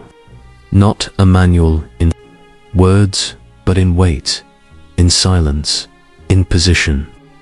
A belief persists that these are not fortresses, but mnemonic systems. Not defensive, didactic. Every stone a lesson, every wall a verse. Not sentences, but stillness arranged into memory. If true, then these structures were not simply built, they were composed. And what happens when we forget how to listen? Modern engineers are beginning to adapt. Some principles from these ancient sites now appear in earthquake-resistant design, walls that flex instead of fracture, and foundations that breathe under strain rather than resist it. The past whispers usefulness, even if its full method remains veiled. But usefulness is not the same as understanding, because what these ancients achieved was not just engineering, it was alignment between the hand, the stone, the earth, and the unseen. And when we call them primitive, we reveal more about ourselves than about them. We measure progress in precision. They measured it in participation. We call it lost, but maybe it's only waiting for those who remember to feel before they try to replicate. Understanding remains elusive. The real question is not how a people with no surviving tools, no script, and no written records built what they did. It is why they left nothing behind in the first place. Perhaps they didn't need to. Perhaps their knowledge was not written in ink or stone, but carried in gesture, in breath, in rhythm, passed through movement, through memory, through silence. Not lost to conquest or fire, but to forgetfulness. Because a rhythm, once forgotten, cannot be read. It can only be felt. At first, it appeared to be a trick of the light. The carvings were faint, buried beneath centuries of soot and mineral crust, their forms obscured by neglect. But once the chamber was cleaned and the lamps were extinguished, the walls changed. Something stirred. Letters began to glow, not etched, but softly luminescent. A bluish light pulsed along the stone, faint and steady, as if mirroring the rhythm of breath. These inscriptions revealed themselves only in darkness, only in stillness. They did not light the room. The glow hugged the surface, like mist held within the walls themselves. Unlike any known pigment, it neither faded under exposure nor responded to heat or touch. It emerged only in the absence of stimuli, if it was never meant for the eyes, but for something deeper, something that awakens only when the world is quiet enough to hear. Chemical analysis offered no clear answers. The pigment contained minerals, phosphors, and trace organics elements we recognize, but the ratios were too precise and somehow unstable. Attempts to replicate the mixture resulted in dull glimmers that faded within hours. The original, meanwhile, had glowed undisturbed. For centuries, some turned to biology. Perhaps the pigment incorporated bioluminescent organisms, fungi, insects, and deep-sea extracts. But nothing natural glows so steadily. Nothing survives without a host or moisture. No decay, no degradation. Just persistent, patient light, waiting. An old priest once spoke of writing that sleeps in stone until the stars remember it. At the time, it was dismissed as poetic metaphor. Now, the phrasing lingers. Perhaps the ink was not applied. Perhaps it was awakened, existing in a liminal state, neither active nor inert, responding only when the environment meets some long-forgotten threshold. Other chambers exhibited similar phenomena. Some glowed green, others violet. One wall bore no writing at all, only waveforms, spiraling curves that shimmered like breath frozen in crystal. The patterns shifted subtly with temperature and humidity, as if the inscriptions were alive, adapting to their atmosphere. But the question is not just what this pigment is. It is why it was created. Writing is usually a tool of permanence, of public memory. This writing hides. It resists visibility. It does not announce it waits. And that waiting speaks to a different purpose, not to instruct the many, but to signal the few, not to inform in daylight, but to awaken in darkness. Perhaps these were never messages, perhaps they were rituals, fragments of meaning meant to be seen only during specific states of mind or under specific skies. In one temple, the glyphs revealed themselves only during the equinox, when moonlight struck a polished pane above the altar. The light refracted downward, moving across the wall in sequence left to right, then back again like a procession. Meaning was not revealed through light alone, but through movement. When the moment passed, the inscriptions vanished. No trace remained. Modern sensors have recorded faint electromagnetic pulses within these rooms, low frequency, unstable, and not artificial, but not entirely environmental either. Some believe the pigment interacts with the stone, storing ambient charge and releasing it in complex rhythms. Others suggest the writing is not just chemical but energetic. In this view, the ink is more than decoration, it is an interface, a bridge between intention and material, between silence and signal. And signal, it turns out, cannot be replicated. It must be entered. One theory proposes that these pigments were forged through resonance, that craftsmen exposed minerals to sound tones, chants, and harmonic frequencies embedded, a kind of memory within the crystal lattice. When those tones returned, through ritual or wind, the glow reappeared. This would explain its erratic behavior, why it dims when specento and brightens when watched in reverence, why it cannot be captured, why it demands stillness, because perhaps the light is not responding to the observer at all. Perhaps it is responding to the condition, the silence, the alignment, the presence. And to remember what was lost, one must first restore the space in which it once lived. Researchers have attempted to remove samples and study them in labs. They failed. Outside their original chambers, the glow vanishes, not slowly, but instantly, as though context is the final ingredient, something that cannot be extracted, only inhabited. Yet within the original sites, the light persists, gentle, patient. It does not seek attention. It does not flare or flicker. It waits just beyond understanding, memory not of events, but of ways of seeing. And in that, it reveals its truest secret. Perhaps the ink was never meant to teach us anything. Perhaps it was meant to remember us. In a church older than its foundation, a sealed vault was discovered. No lock, no hinges, just stone layered with silence. When opened not by force, but by curiosity, the air stirred as if startled. Dust lay undisturbed. The scent was not of rot, but of parchment and ashes, though a thought long held had finally been exhaled. At the center stood a table carved from a single slab of dark limestone.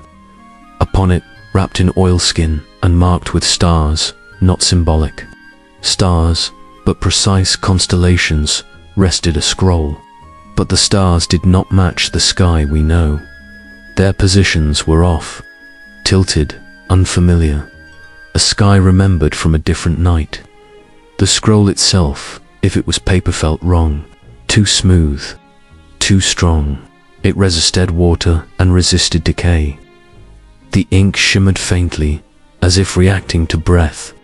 Unrolled, the chart revealed more than stars, intersecting circles, latticedrads, and ancient runes. Lunar alignments that matched calendars long abandoned. At its center, a symbol unfamiliar. Sun, surrounded by rings that reached outward. The text around it was written in a hand both elegant and alien, a language no scholar could identify, but its layout resembled instruments, sastrolabes, celestial compasses. Devices are used, not just to observe, but to synchronize. The church above bore no trace of such knowledge. Its records spoke only of saints and of sacraments. But below, buried beneath centuries of ritual and plaster, was a map of the heavens, a sky no longer visible when compared to modern star maps. The chart matched only one known configuration, a stellar alignment from 13,000 years ago. The implication was devastating. Either the chart was a modern forgery of near-perfect precision, or it was a memory preserved from a time before history began counting. Astronomers hesitated, historians grew quiet, and somewhere deep, beneath stone and silence, the ink continued to glow, not to reveal, but to remember. Historians declined to comment, but within the vault lay more than artifacts. There were stones carved with sequences that resembled numbers, yet followed no known base. Shells etched in precise radial symmetry, a fractured prism still refracting but into hues not easily named. This was not a storage room. It was a capsule not sealed for protection, but for endurance. The walls held murals, barely visible to the naked eye, but blooming under ultraviolet light. They depicted sky gazers beneath unfamiliar constellations, tools in hand. Not relics of worship, but instruments, metallic, geometric, and visibly worn.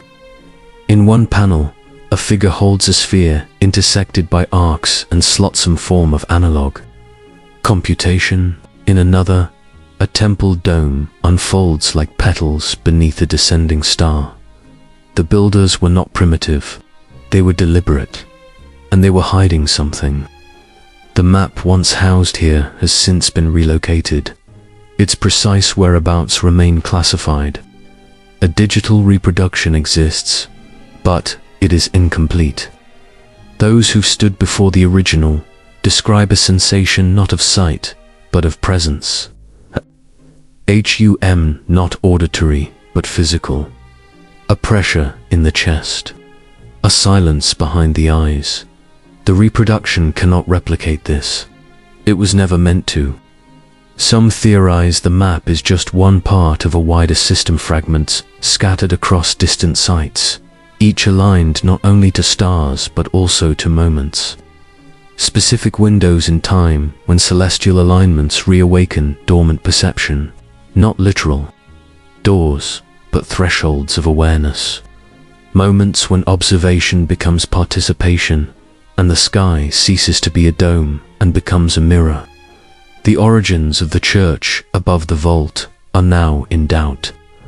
Once dated to the 12th century, newer analysis of foundational material reveals stone far older, not medieval, not Roman, possibly. The structure above may be camouflage. The vault beneath is the true temple. If so, it implies something unsettling, that what we built to honor memory may have been designed to bury it, and the star map is not alone.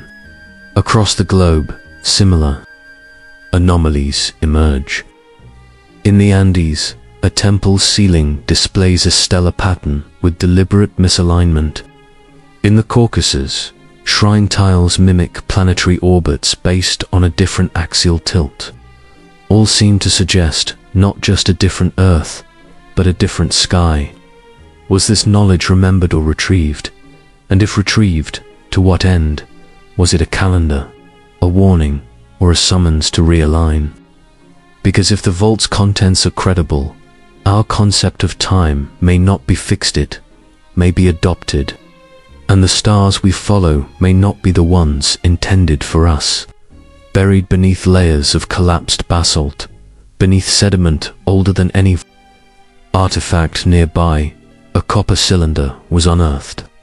It bore no text, no image, only concentric circles and a lid sealed with hardened resin impervious to modern tools. Force failed. Heat succeeded. When gently warmed, the resin softened without smoke or odor and peeled away like aged bark.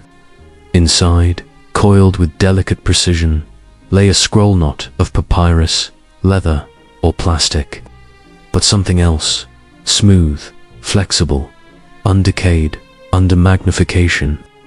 Its material resisted classification, mineral traces intertwined with fibers, carbon-rich, and impervious to water, flame, and time.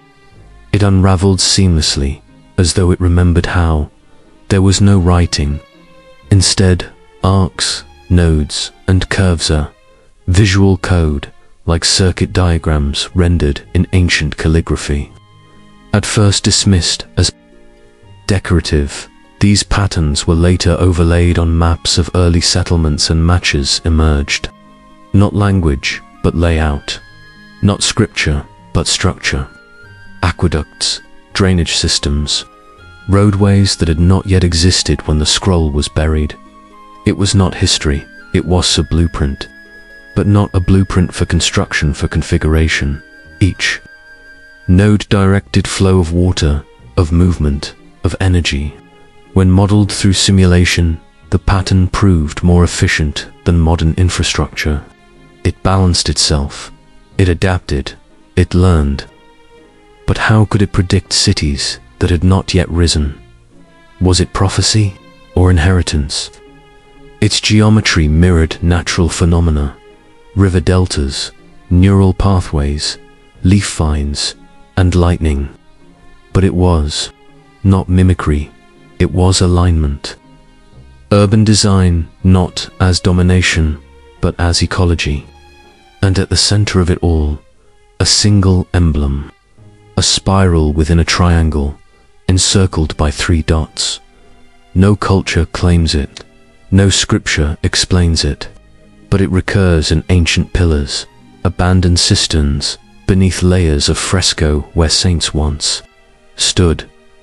Some suggest It signifies a forgotten order, not a kingdom, not a religion, but a guild. Builders who shape space not for glory, but for longevity. From above, their cities seem plain, but from beneath, through the lens of movement, of flow, their design reveals intention. Roads curve not for terrain, but for shadow. Wells rest where wind gathers. Their architecture cools water without machines.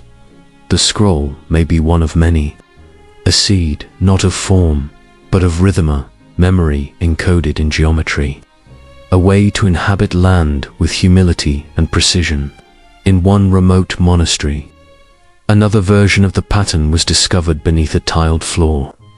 For generations, monks had walked above it, unaware.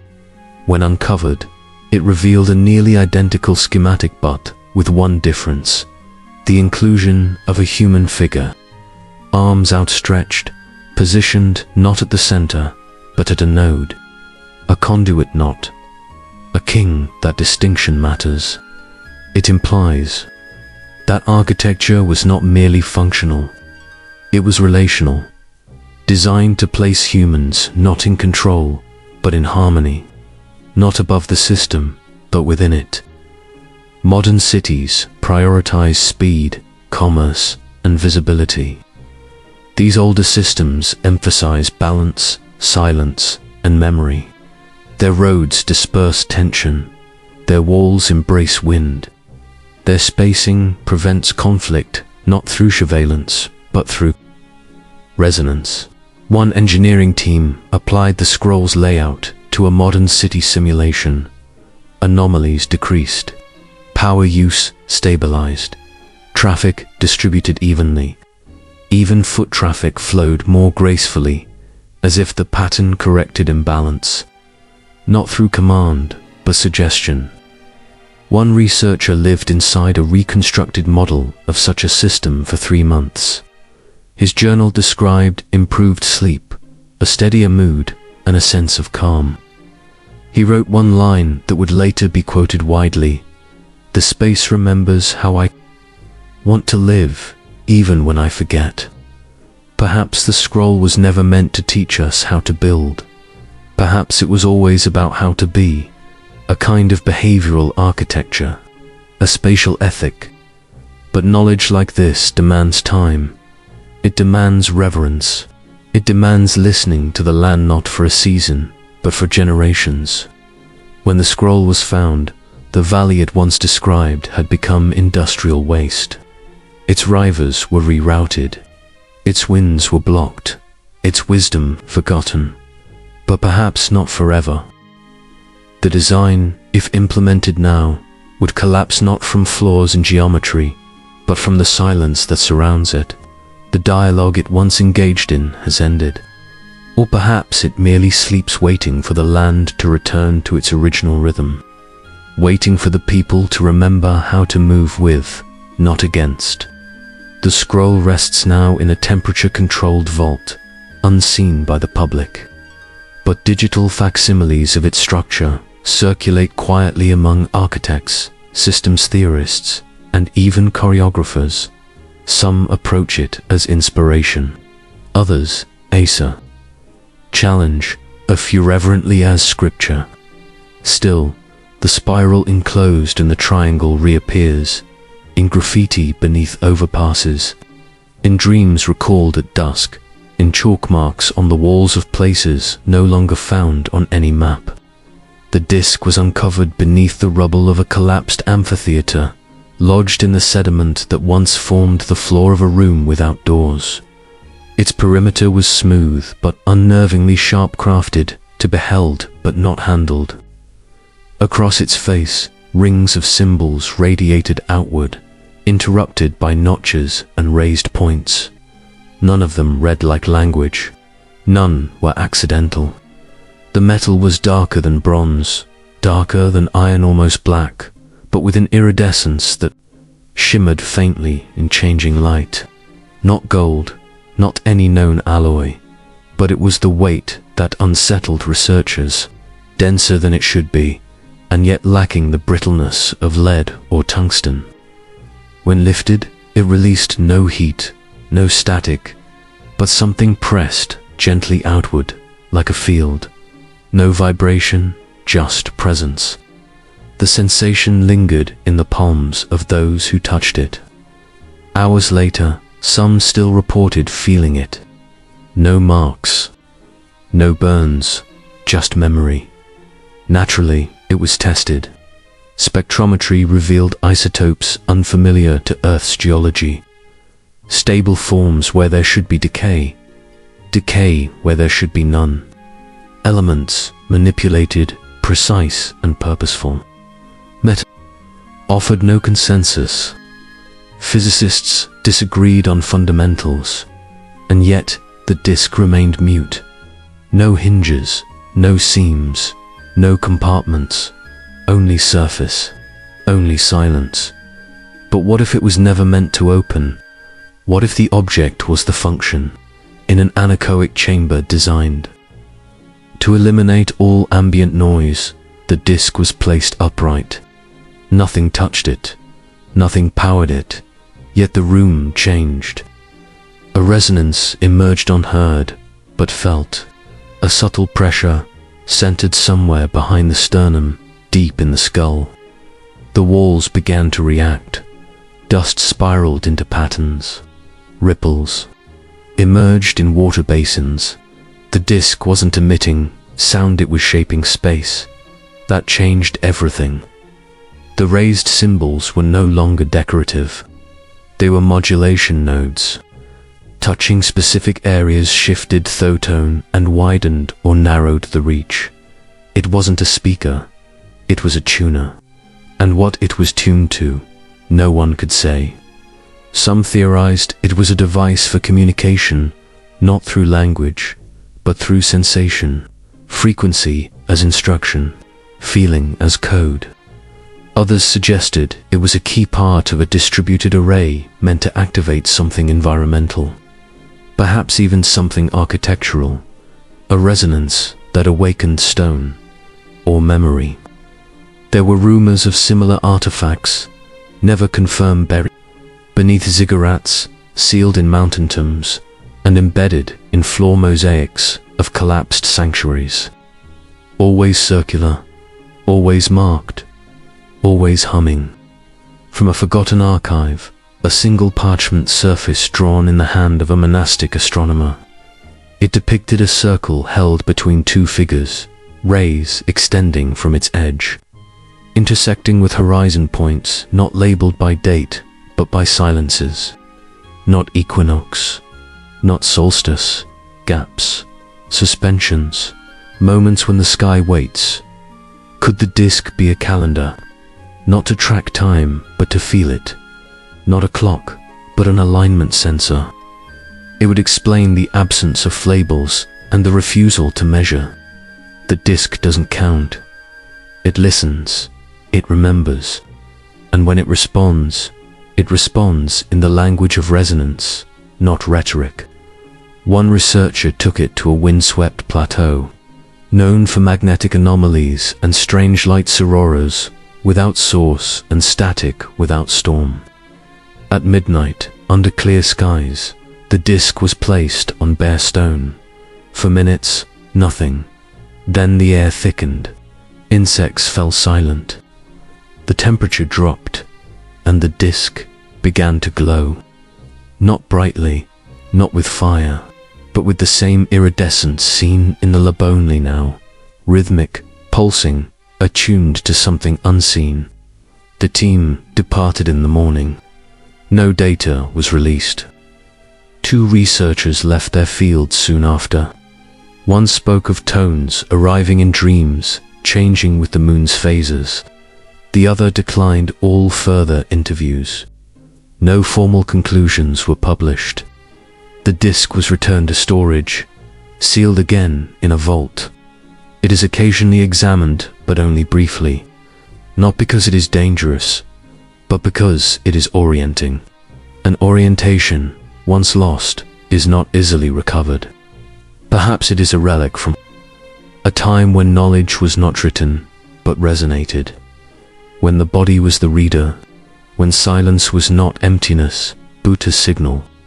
Some believe it was a navigational tool not across terrain, but perception, that in the right hands, under the right sky, in the right frame of mind, the disc aligns not with constellations, but with thresholds, not portals of stone, but of frequency.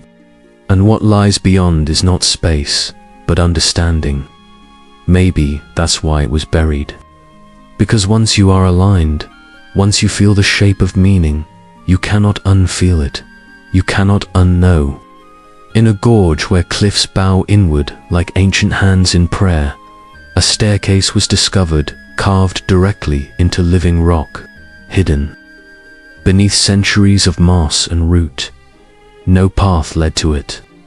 It was found by accident, after a landslide uncovered its uppermost step, like a breath held for millennia.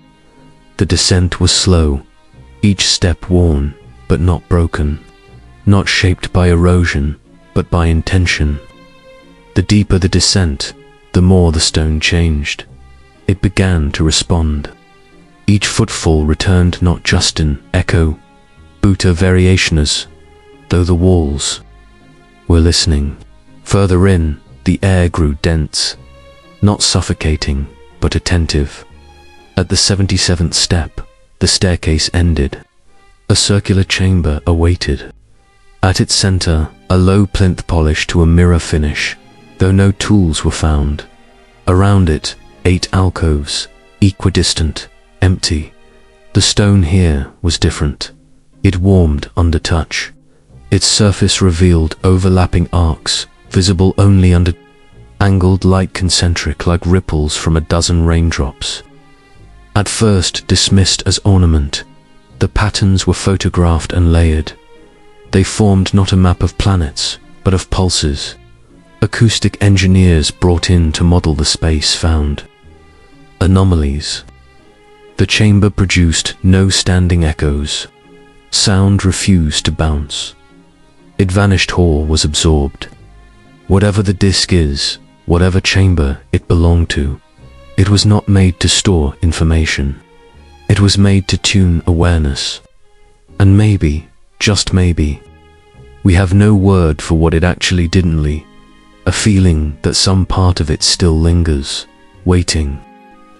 The sound did not echo, it bounced, then faded, never repeating. Stranger still, certain tones would awaken the space. A pure note sung or played would cause a specific alcove to hum faintly. Another tone, another response. 8 chambers, 8 frequencies. It became clear. This was not a tomb. It was an instrumental acoustic chamber, not for music, but for calibration.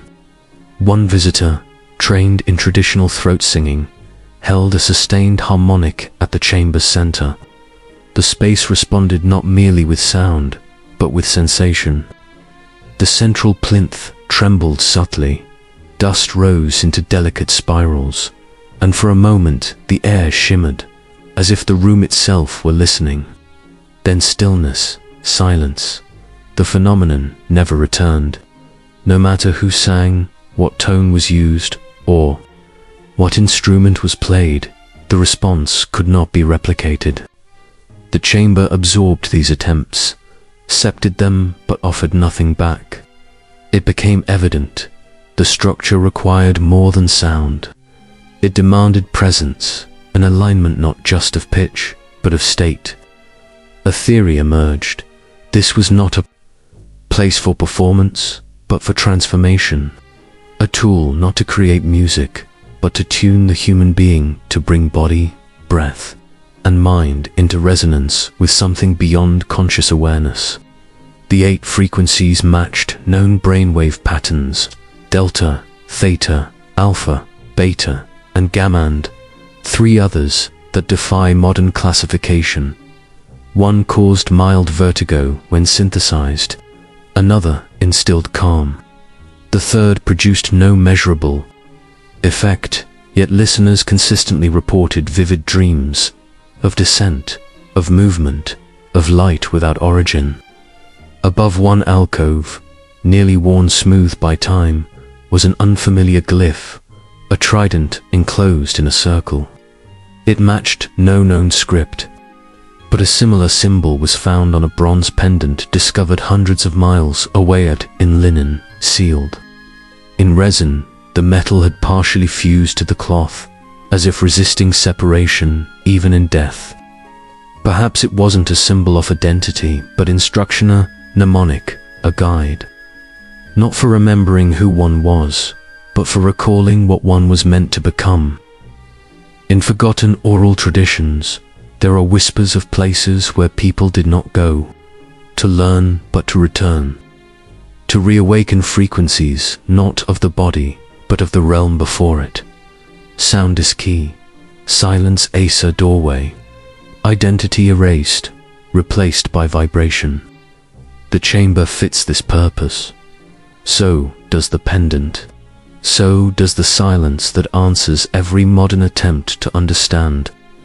No tools have been found, no artifacts, no bones, no ash, just stillness and precision buried without memory, activated only through resonance. One theory holds that the chamber is not symbolic, but literal a threshold, not a portal through space, but through the self, that by aligning the right vibration, one could access a layer of perception otherwise sealed. Not an altered state, but a remembered one. Such instruments are hidden, some say, not out of fear, but reverence. Because these tools do not destroy, they awaken. And those who control the world do not permit devices that change its key. The chamber remains, buried now, undisturbed, protected, because what waits inside does not call, it listens, and it only answers when the echo is true. Beneath the restless dunes of a desert once deemed lifeless lies a field of ancient glass. Its discovery came not through digging, but through interference. Compasses spun, radios faltered, handheld devices failed. It distorted signal, not space. At first it was dismissed as natural, perhaps the result of ancient lightning strikes or a meteor impact. But the formation spoke otherwise. The glass lay in ribbons, not shards. Smooth sheets covered the earth like scorched paper. The edges curled, the depth consistent. This was not chaos, this waste design. Tests revealed purity beyond what nature allows. The silica was flawless, no bubbles, no contaminants. Its quality matched modern optical glass, yet it predated the earliest furnaces by millennia, and its formation temperatures exceeded those of volcanoes, conditions impossible without intervention. Yet no craters, no impact debris, just glass. Its internal structure told another story. Under polarized light, the glass revealed rotational, stress-line symmetries like grooves on a vinyl record. They weren't fractures, they were embedded and intentional, suggesting storage. Memory, not in words, but in vibration. The glass, perhaps, was never meant to be seen, it was meant to be remembered. Laser scans triggered rhythmic, electromagnetic echoes, weak, consistent, and non-random. A signal with no message, but something in the structure responded to light, or perhaps retained it. In one section, spirals of stone emerged from the sand. Small cairns, partially buried. When mapped, they aligned with constellations, not as we see them now, but as they were 12,000 years ago, when Earth's axial tilt saw a different sky. One cairn, carefully dismantled, revealed a shallow pit lined with fused glass.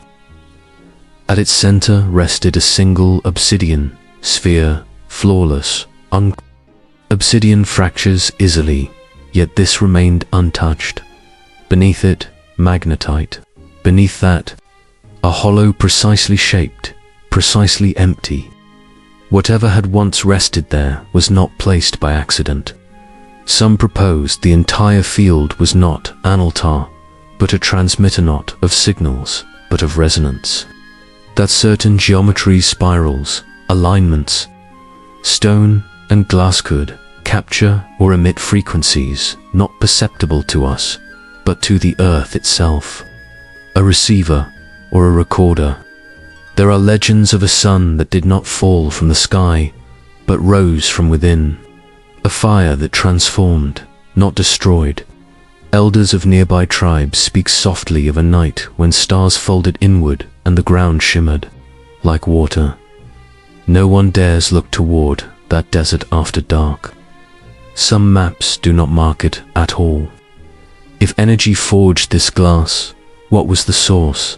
No signs of impact, no radiation, no tools, just pattern. The scale implies more than ritual. It suggests infrastructure and energy system generated not by machine, but by convergence, solar geometry, lunar assonance, and gravitational alignment. The ancients may have summoned energy not through force, but through precision. A lab recreated the spiral using conductive material, exposing it to pulsed infrared light. A faint charge was measured, minute, but real. Perhaps we err in thinking ancient means crude. Perhaps what we call primitive was once precise. One researcher suggested the glass was not meant to endure but to crystallize a moment, an alignment, frozen in silica, not a message to be read, but a feeling to be relived. A resonance too complex for language, and we misinterpret it searching for data when we should be listening for rhythm. Because some memories are not records of what happened. They are echoes of how it felt when it did, and the glass remembers. Reduced now to foundation stones half swallowed by soil and grass, the site bears no walls, no roof, only a fragmented ring of polished limestone. Their placement is too precise to be natural, and when the wind passes over them, it doesn't whistle or howl, it sings. Specific tones, changing with direction and season, as if the stones still remember how to speak. Locals never revered the place for its shite, but for its sound. Shepherds once guided flocks through the ruins and claimed they heard melodies rising at duskglow, chest-deep tones that stirred something internal but left no trace in the air. Children ran from the site, whispering of voices just behind them. Folk songs still speak of a place where wind doesn't wander, it listens. There is no visual record of the original structure, but buried nearby, a cache of clay tablets was discovered. No writing, only spirals, triangles, and rhythmic vertical lines. Some archaeologists believed these were primitive counting systems. Others noticed their patterns echoed wind frequency charts, particularly those used to track seasonal inversion layers and sudden pressure shifts. If true, then this site may not have been symbolic at all. It may have been a device, an ancient mechanism engineered to read or even manipulate the wind. We've seen wind towers across antiquity for cooling, ventilation, and orientation, but this one lacked every expected element. No chambers, no air channels, and yet, in simulation, the remaining stones behaved anomalously. Certain arrangements amplified exact frequencies, others cancelled them. When reconstructed partially using original dimensions, the structure didn't hum loudly, resonated with coherence. A silent frequency, but tuned. And then came something stranger. During physical testing, the structure responded to movement. As visitors approached, the pitch shifted, subtly, almost imperceptibly, not in volume but in intent, as if the site sensed presence. Some proposed pressure triggers, but others suspected something deeper, resonance field reacting not to mass, but awareness. A translation from a nearby archive described it poetically: the tower that listens to the horizon. But in the source language, listens also means counts, implying pattern, sequence, and memory. The site may have functioned as a climate calendar measuring, not time by shadow or sun, but by breath and gust. Each season a chord, each storm a verse. Not a temple, but an archive, a library of wind. Soil samples taken from beneath the stones revealed elevated levels of piezoelectric mineral scorts, tourmaline and crystalline silt. These minerals, when compressed, generate electrical charge. If embedded into the structure, they may have responded to air pressure, converting vibration into signal. Faint, yes Buddha, signal. And signal means memory. Some researchers now believe this site was only one part of a vast network in towers tuned to the winds of their region, transmitting data not through language but rhythm. A communication web of air and stone. The fall of such a system may not have been caused by conquest, but silence. If one node failed, the others waited and, in that waiting, forgot. In laboratory wind tunnels, using digitally recreated wind patterns from seasonal climates, the model produced consistent, inaudible vibrations. When translated into audible frequencies, the result was not random. It formed a tonal scalene to modern ears, dissonant yet oddly calming. One engineer described it as a sound I must have heard before I was born. Perhaps the structure spoke not to Thea, but to the body resonating with something cellular. Maybe that's why no inscription explains its use, because what it conveyed couldn't be written, it had to be felt. The stones remain, patient, unmoved, still aligned. When the wind returns, they don't speak, they remember. From above, a pattern emerges. Circles within circles, linked by shallow lines too wide for roads, too subtle for symbolism. At ground level, the design is fractured by time and erosion. But from the sky, it stirs geometry not of cities or fortresses, but of orbitals, of cells, of signals carved in stone. At its heart, there is no altar, no throne, just a circular depression, 10 meters wide, rimmed with smooth basalt worn flat not by tools, but by repetition. The center echoes faintly when struck like a drum sealed beneath earth. Nearby, a set of ceramic discs was unearthed, thin, grooved, and spiraled inward. They matched no known musical device. Placed under infrared light, some began to vibrate faintly, not in audible sound, but in touch, in frequency. Audio conversion revealed tones below human hearing, layered like seismic data. A geologist called it the language of restless ground. The discs are impossibly fragile now, thicker than a fingernail but perfectly preserved. They were recovered, no two alike. Each is enclosed in a sandstone case, lined with metallic dust, perhaps to shield them or to activate them. One shattered during cataloging. Its vibrations stopped. Beneath the central ring, ground-penetrating radar revealed anomalous voids. 8 in total, coffin-shaped but empty, perfectly aligned with the outer circle, each 6 meters deep. Composition unknown. Drilling was proposed, then cancelled. The local community forbade it. They claimed the stone reacts that after dusk it hums, not from the ground, but from inside the chest, a pressure that builds until broken by silence.